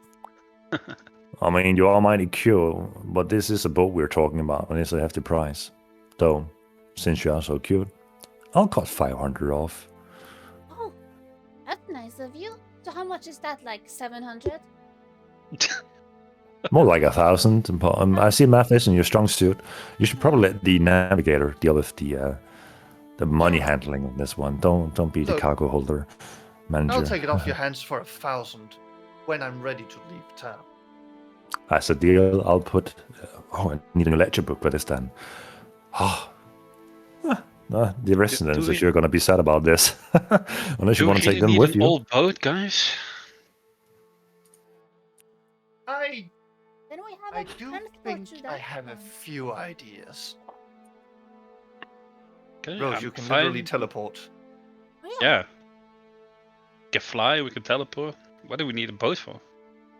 It's big, and it was Balluna's boat, and we can make it all You- nice and pretty, and we could use it in Darkman, especially if we want Gore to come with us as a fisherman. I like this little girl. Maybe you could have a flying teleporting boat.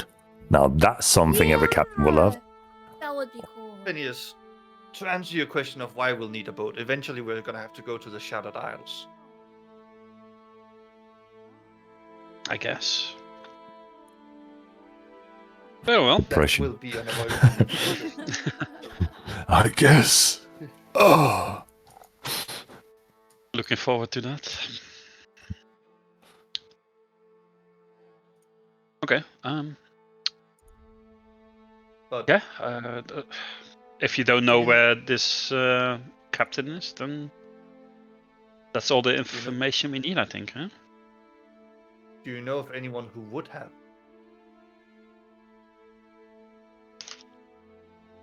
I mean, if you're looking for someone, right?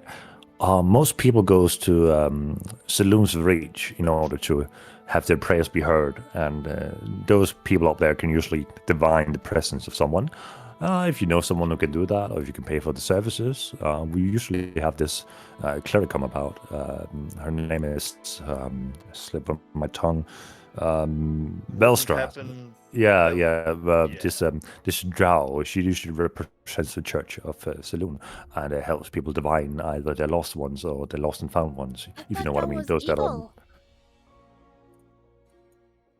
no, just cutthroat. I thought that was Gore that it would.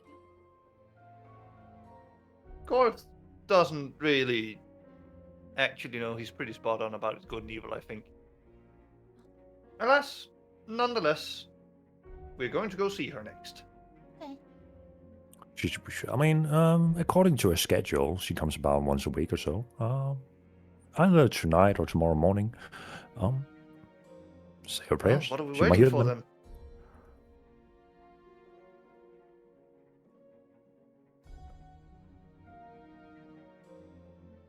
So, you guys up for a trip to the church next? Sure. Right, to the church. Ma'am, could you give directions to it before I go?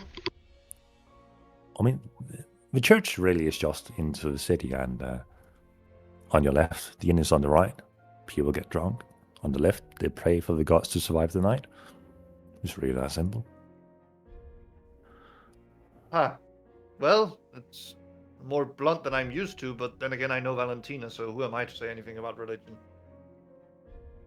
Takes many shapes and sizes. You tell me. I mean, sailors are superstitious, from what I know. Probably the people who got lost last night should have prayed harder.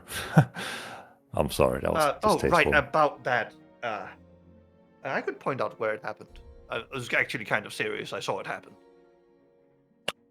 Sure, why not? I mean, the word from a stranger, what's the worst that can happen, right? You do not want to go down that route with me. I can think of some bad ones. Kinky. Whatever. Look, Poluna just finds a nearby chart of the reef that she has lying around, just puts down 3 markers, like here, here, and here, and it happened like this, this, and this. No. By the well, way, that's- your waters are likely turbo-infested with something truly heinous and eldritch. You should probably call the Reapers to investigate. Not entirely certain what that means, but hiring the Reapers for something seems a bit exaggerated unless we know the exact cause. But I appreciate an outcomer's, an outsider's understanding of our internal business. Anyway, off with you. I have other people to service.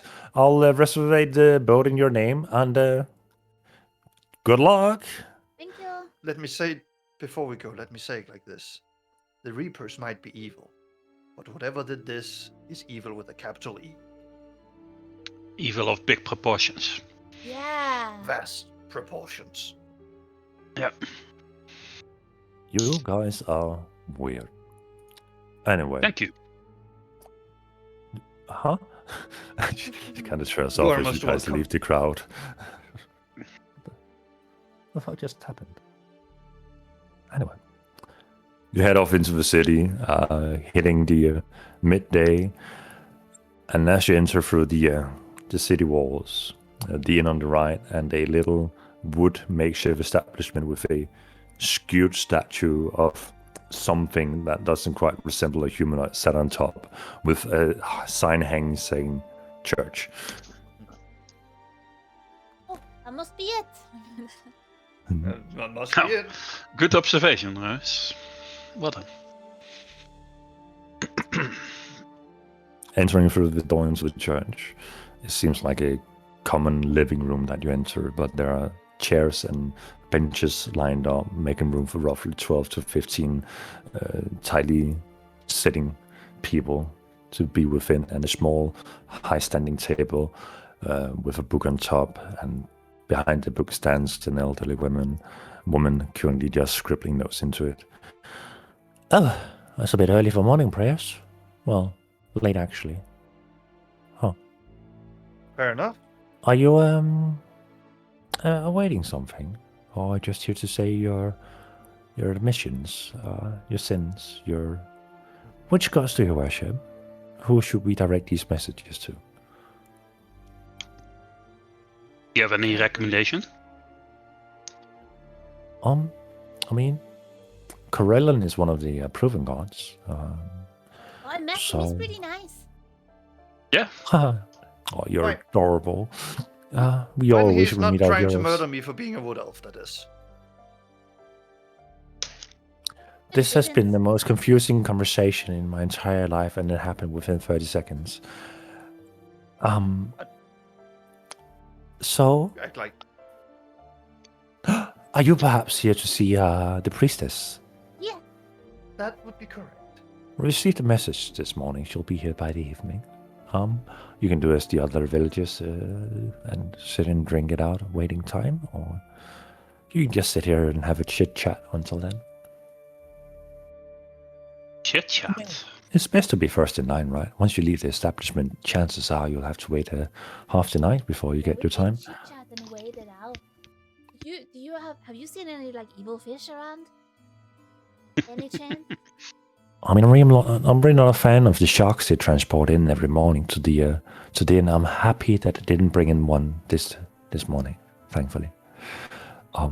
Sometimes I swear it still writhes as they carry it across the wagon. Discord is having a moment. Don't know if you guys can hear it, but Discord's definitely being fucky. I can. Yeah. Have we hit Been, that time of the evening? Been getting worse. Should Well, we try the thing? let's try Steam then, so we don't end on a unfortunate note. Mm-hmm. Someone who has all on us and friend list, dial us up. Isn't it easier to just do the thing we did? Have that chat open?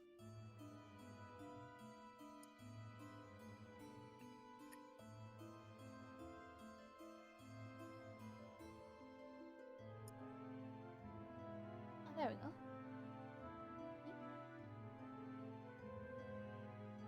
Yeah, works. Testing, 1, 2, 3. Hello, hello, hello.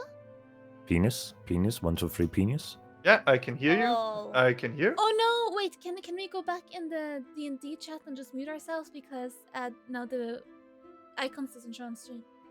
Oh, yeah, sure. Oh yeah, right. Like that. Yeah. We all up night to have fun. We all up night to bum. We all up night to get lucky. Da-da-ba-da. Where is Opa?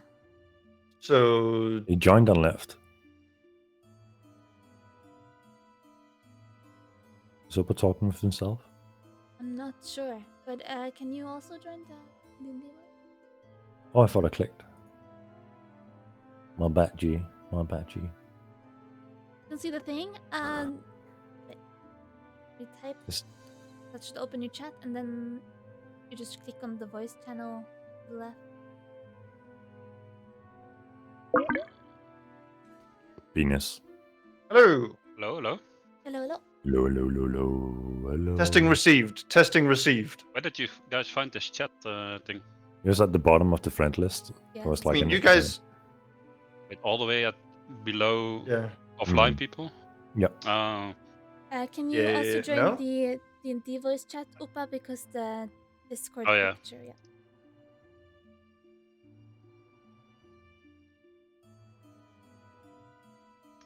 yep. We are gathered Anyhow. here today to With- initiate this ceremony between the church and the non-believers. Oh.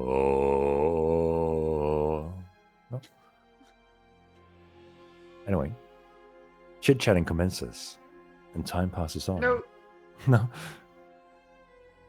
Luna will also start trying to like do some minor cleaning and housekeeping as the time. Within this makeshift Just church. because he's, something for something. Yeah, absolutely. What little can be done. Sure. Go ahead and make a dex check for me. I just want to see how handy you are at minor reparations and. So, Dex, check, save, or Just pure some check. kind of skill. I mean, almost as good as Valentina is at building houses. You find like chairs That's a that are high bit- bar. I know. You find some chairs that are a bit squeaky. You adjust the legs on them. You see some come detached, and you find a nail and bunk it in properly from your courier trunk. Kind of just Dillelay is just looking at you. Oh, if only I was younger. Oh my, a handyman. I will draw a picture of Corellin for her while we wait, and like give it to her and says like, "This is what Corellin looks like, and these are his daughters." That is oddly intriguing yet mildly concerning. Thank you very much, young girl. And as time passes with these weird small interactions, a knock is heard on the door. Very slow, hesitating knock.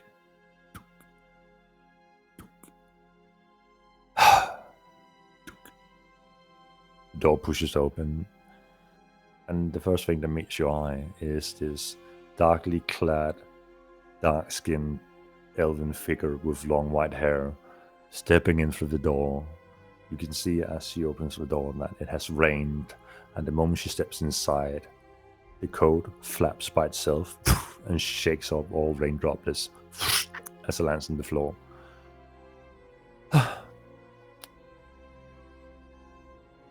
Young mistress of the church, I have arrived. So, I see we have some early birds. Kind of looks at you and scoffs a bit. Fine. Are you Velstra? Oh, you're acquainted with my name? That's at least polite. Are you the priestess? I think you're using the terminology, the priestess, quite fairly. Yes, I am. Okay, I am okay. High Priestess of Saloon's Reach. High priestess of Saloon's Reach. But this, we work here in Kashmir land. Why are you not in Saloon's Reach? It is my duty to help those of elven descent, even though they are far beyond home. Oh, I offer my services. Granted, only as often as it behooves me. so you travel and you like walk around the different cities and help people? Well, Quite so, yes. That's amazing. Yes. So, are you here to Meet you. Receive My blessings, name is Hot. prayers. Ah, Paluna. Wood elf. Curious. Not many of your kind around anymore. I see you survived the, Well, Corellon did a very thorough job. Right, he did? I sense some irritation in your voice. That is understandable. I am quite irritated with him too. I think that's only fair, everything considered. Yep. Nevertheless, here we are. Having met him in person within this last week really did set my teeth on edge, though. Oh, I assume that is because of the Eladrin by your side. That it is quite unusual to see the lowest of low with the highest of high together, but I'm not one to judge. She's definitely judging. I just smile and nod Look, and not you really don't have to understand hide that it. she's being mean. Look, I was just over there at the other place. You don't Oh. have to hide it. You can't be as bad as all the high elves. No, of course not. We dwarves are known for our ambiguity and our kindness towards others. Really? Because I met this other guy and he said that drow were evil? But you didn't seem evil. Who is he by any chance? He was like this person who works the... No, I shouldn't say. It's a secret. Normally I dogs. would pry that information out of you, but considering who you are,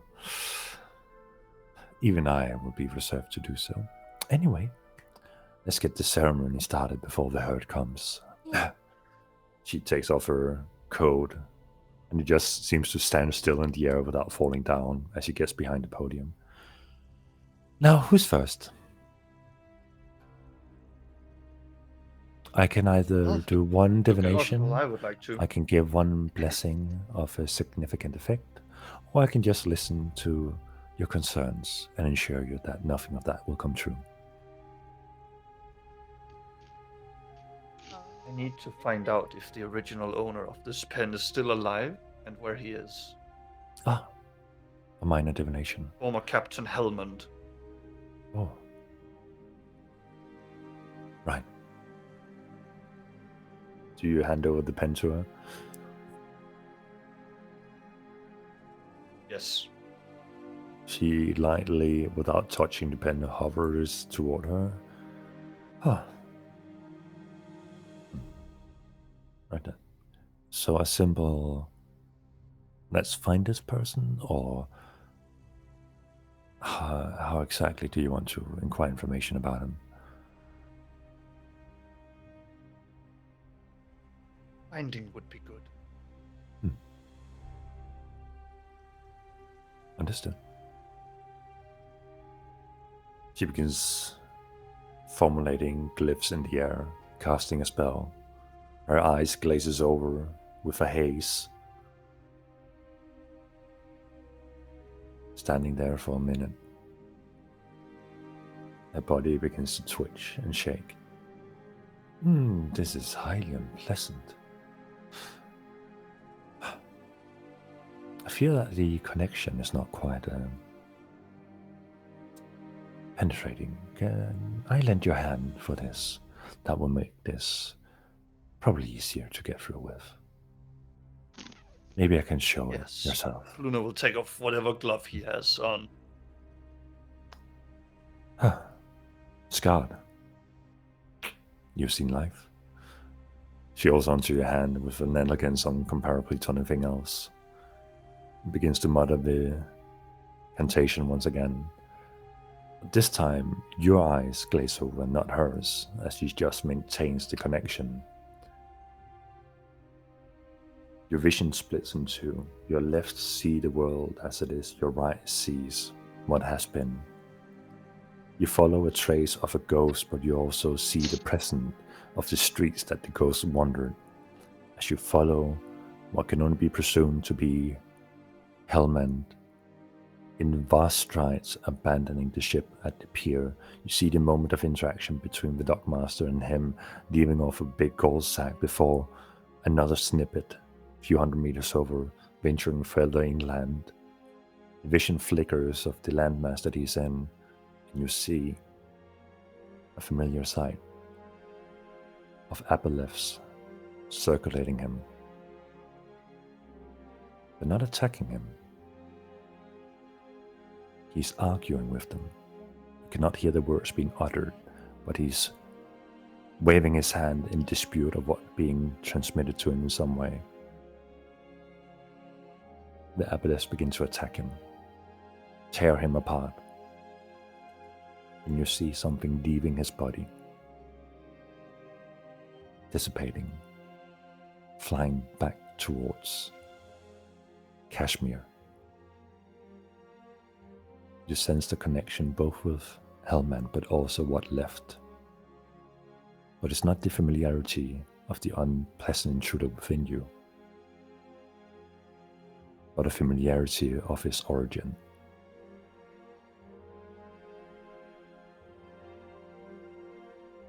Your vision resumes, and you find yourself back in the makeshift church.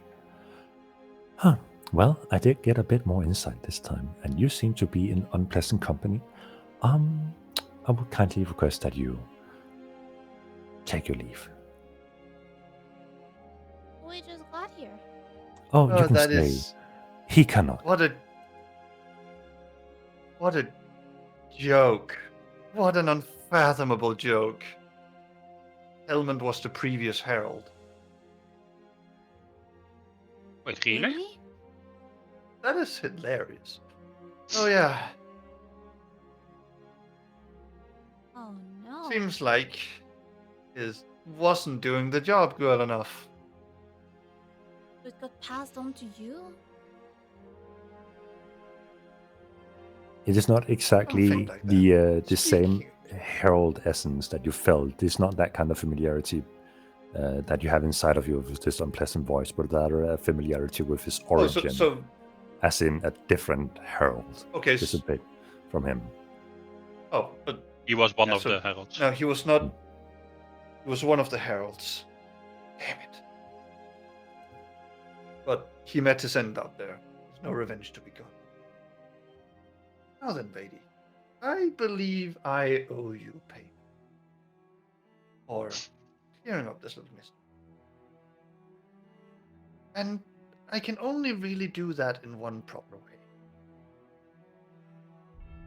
They, heralds of whichever follows the gods, are here. They have set their sights on the world trees. They will do nothing to stop it. I have been in Corellan's presence and taken the mantle of the hunter that will forevermore hunt and chain them down, at all possible. So, or you go banishing me, or you go believing that I have nothing to do here. I believe you should make a conscious effort to know that this place may very well soon become very, very dangerous. The docks experienced something this night. 3 vessels were gone. I can tell you, what I saw, it was no natural forces at work. Thank you for today. I believe I will be taking my leave as you requested. She has this intense stare towards you. I would like for you to make an insight check. The DC is 30.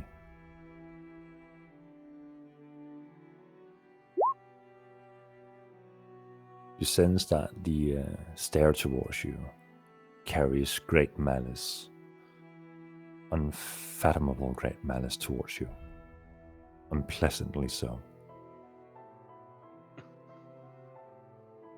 There's naught to be done about it.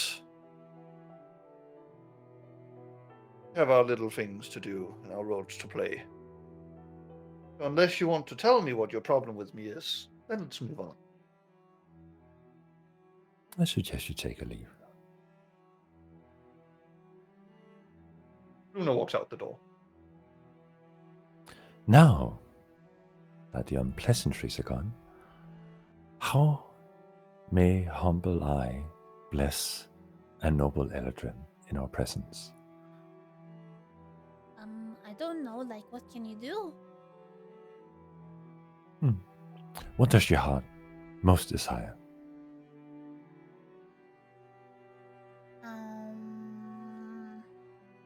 I kind of want to find out why my mom wanted to send me away, and she said it was because I was a naughty child. Well then, Why was how I about bad? we pry into that a little bit, shall we? Yeah. Yeah, come, my child. Reach out your hands. Pretend She lightly hovers beneath them with her hands. Go ahead and roll a d100 for me. The DC is 70. oh my. Come on, baby, do it. Aww. Do you have anything to re-roll that with? Like Tides of Chaos. Yes, I can use. That's right. Or no, because I have to say.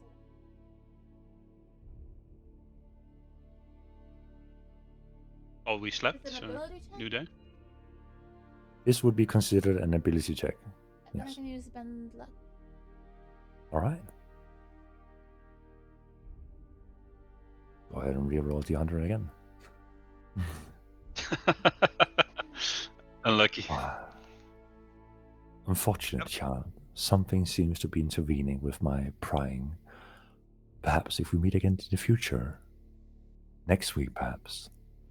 Yeah, alright. If I'm around, then maybe I can come by next week. Well, if you have other wholly aligned people in your midst, those who have a strong relationship with a divine being, perhaps they can guide you too as I can. Oh, really? I know someone who is a cleric like you, like a high priestess. Well, of course you do, my child. Okay, well, No. thank you. You're most welcome. An honor to serve. Now, my spiritually aligned friend, can I help you with anything? I'm good, thank you. A man of the road. I'm just here for the ride. You know? She gently nods her head. Now, allow me to get ready before the masses arrive. And she kind of rolls up her sleeves. I did have a question though. Do the World Tree over there by the Reaper city? Right. Do you ever visit there? Is there a way we could get close without, getting the whole Reaper onto us? She stands for a moment after having rolled up her sleeves and looks at you. Make a persuasion check.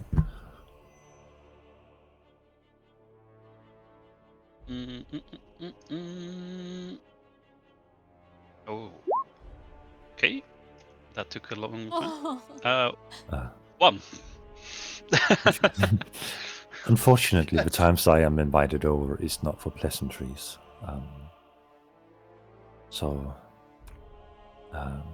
Under normal circumstances, I do not see a way to approach the tree unless you have business.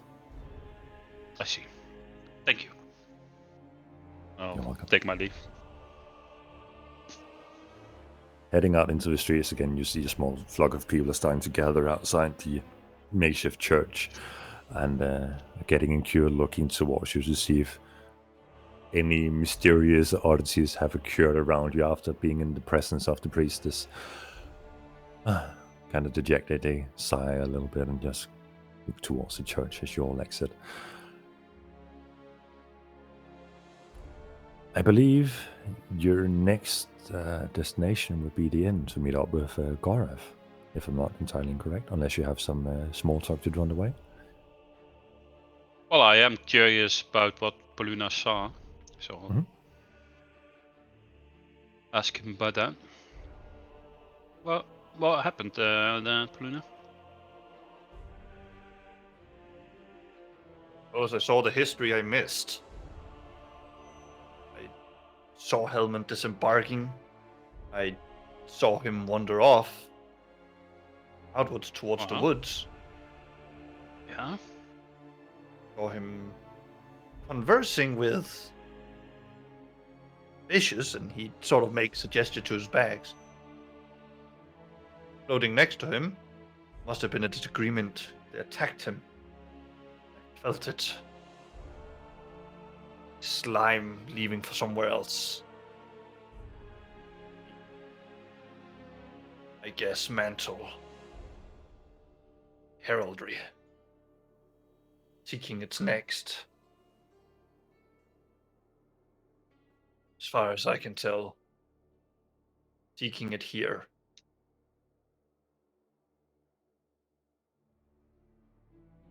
Felt like it was going towards Kashmir. Whether it went beyond or not, I cannot say, but I do not know of any city beyond these waters. So, it's very possible that there's another herald in the city. I see. We should try and find them, I guess. But If there's another how herald would in we the city, even they're go gonna about it? try to get the world tree, right? So maybe we just need to Exactly. stake out the world tree and keep an eye out for anyone trying to also get to the world tree. Mm. Maybe we need to meet up with the Reapers somehow. I'm not sure. I don't really like them. So Inform them Yeah, we of do. the dangers that are coming. we have right. to. I don't know. We need to do something, probably. I do. Can't just sit around here and wait for the Herald to destroy the World Tree. Plus, we are here to kill the other Herald, right? And for Luna to absorb that essence. Yeah, you're right. I do not know if I'm capable of such a thing. You can do Well, it. that's I the will plan we try. made with Corellon, no? That fails, we know that killing them will not. It is indeed. You it's- taking everything and then him banishing it once and for all? Once you have collected all the Yeah, Heralds? once it's all together. Right. Because otherwise it just goes on to someone else, right? And the cycle just continues. Unless there's other ways of banishing this. We'll find a way to banish it for sure.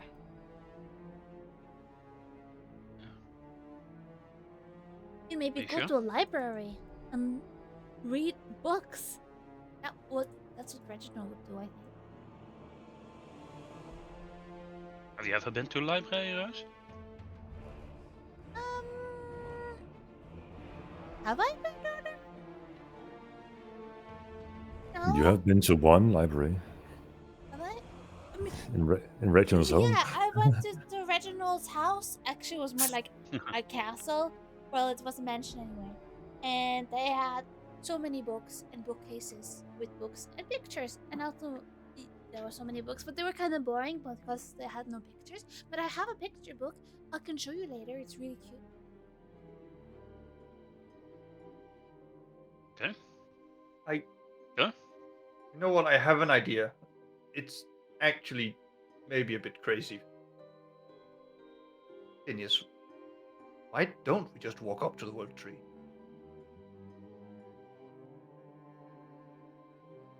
It's not a crazy idea.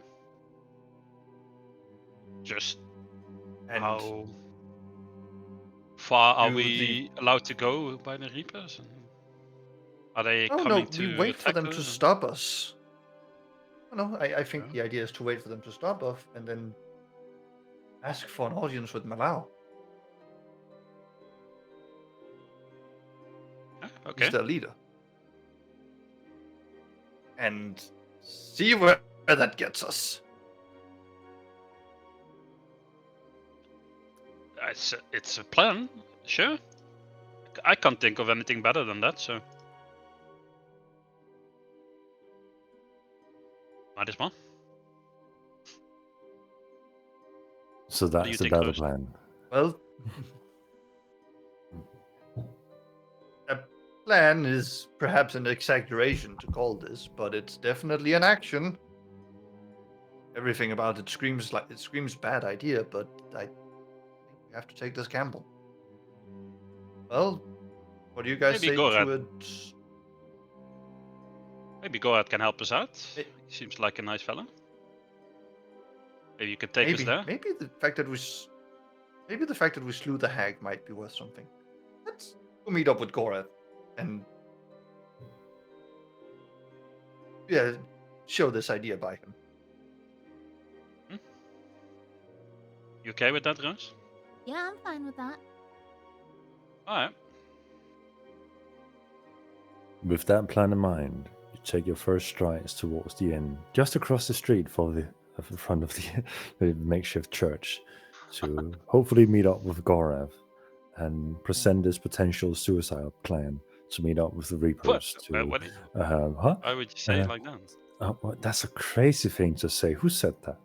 Why would you... To What? I'm joking, of course. To meet up yeah, with sure. Gorav, to talk about this plan, and to potentially meet up with Reapers, hoping that dealing with the hag was a good marketing chip for that. And that's where we're going to leave off for next time, because I am losing my voice and I'm turning to Danish for this. It's okay. So, Becoming too Danish for this. yeah, I'm becoming too Danish for this shit. I'm turning Danish. I'm turning Danish. Is there a cure? For Danish? Max? No. Oh, No. I mean, It's terminal There's disease. a cure for one. Mhm. There's a cure for Norwegian, and that's called joining the Kalmar Union, as you should have all along. I don't even know what that is. That's the Icelandic meme for me. I don't understand. Or Wait, Scandinavian. you guys don't know the Kalmar Union? No. Yo, What the fuck's that? we're about to get sidetracked. Oh no. Basically, I have to go, guys. Sorry. Put it quickly. It's getting late. okay, I can do it in 20 words or less. Okay. I'm counting. The Kalmar Union was Denmark's attempt at conquering all of Scandinavia back in the 1600s or thereabouts. Beautiful story lesson. Thank you. Thank you for the history. I think it was lesson. 20 or less. That was pretty Mhm. good. It was. I think this is only taught in Danish school. Yeah. We tried to take over Scandinavia. We but didn't failed. get it. Yeah. It was so Actually, I unsuccessful think that no we- one knows about it. I think we had it for a while until the Swedish merchants rebelled. Sweet. I know, right? Ruining a good Everything. thing. Yeah.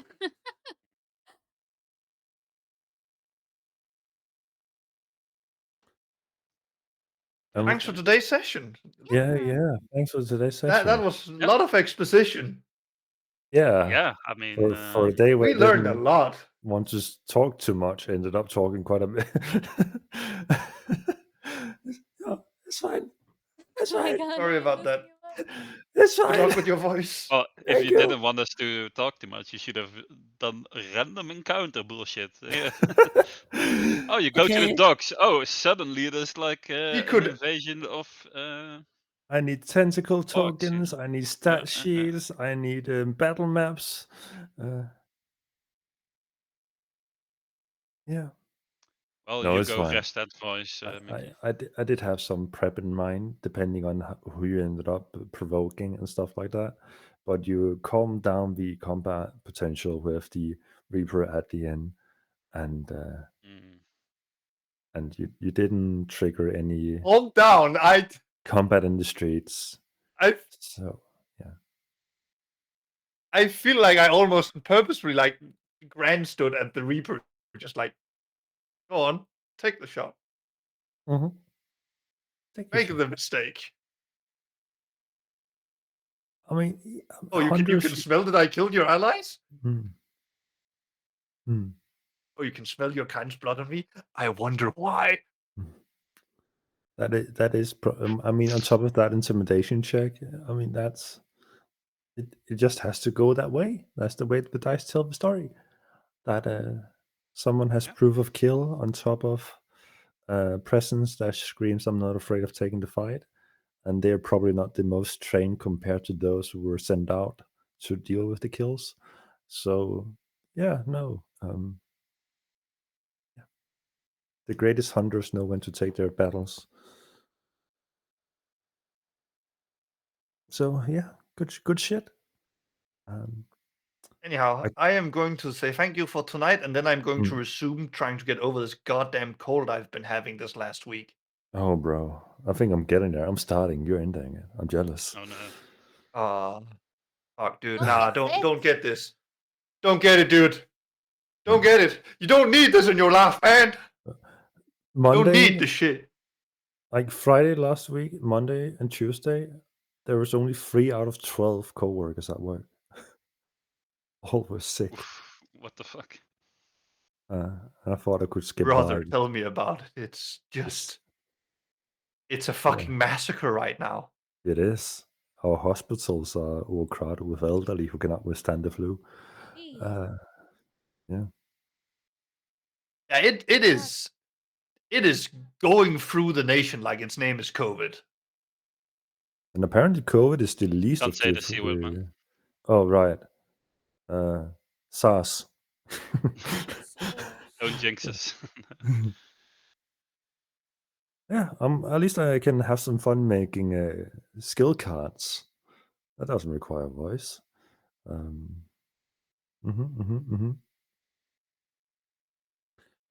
So, thank you for the session, and Yeah. I'll see you guys in the DMs, in the chats, in the whatever. Thanks to the game. Fun. Thanks for the Yeah. game. Thank you. Bye bye. Spend some time, recover your voice. Ciao. Thank you. Thanks for watching, guys. See you next week. Have a good evening. Bye.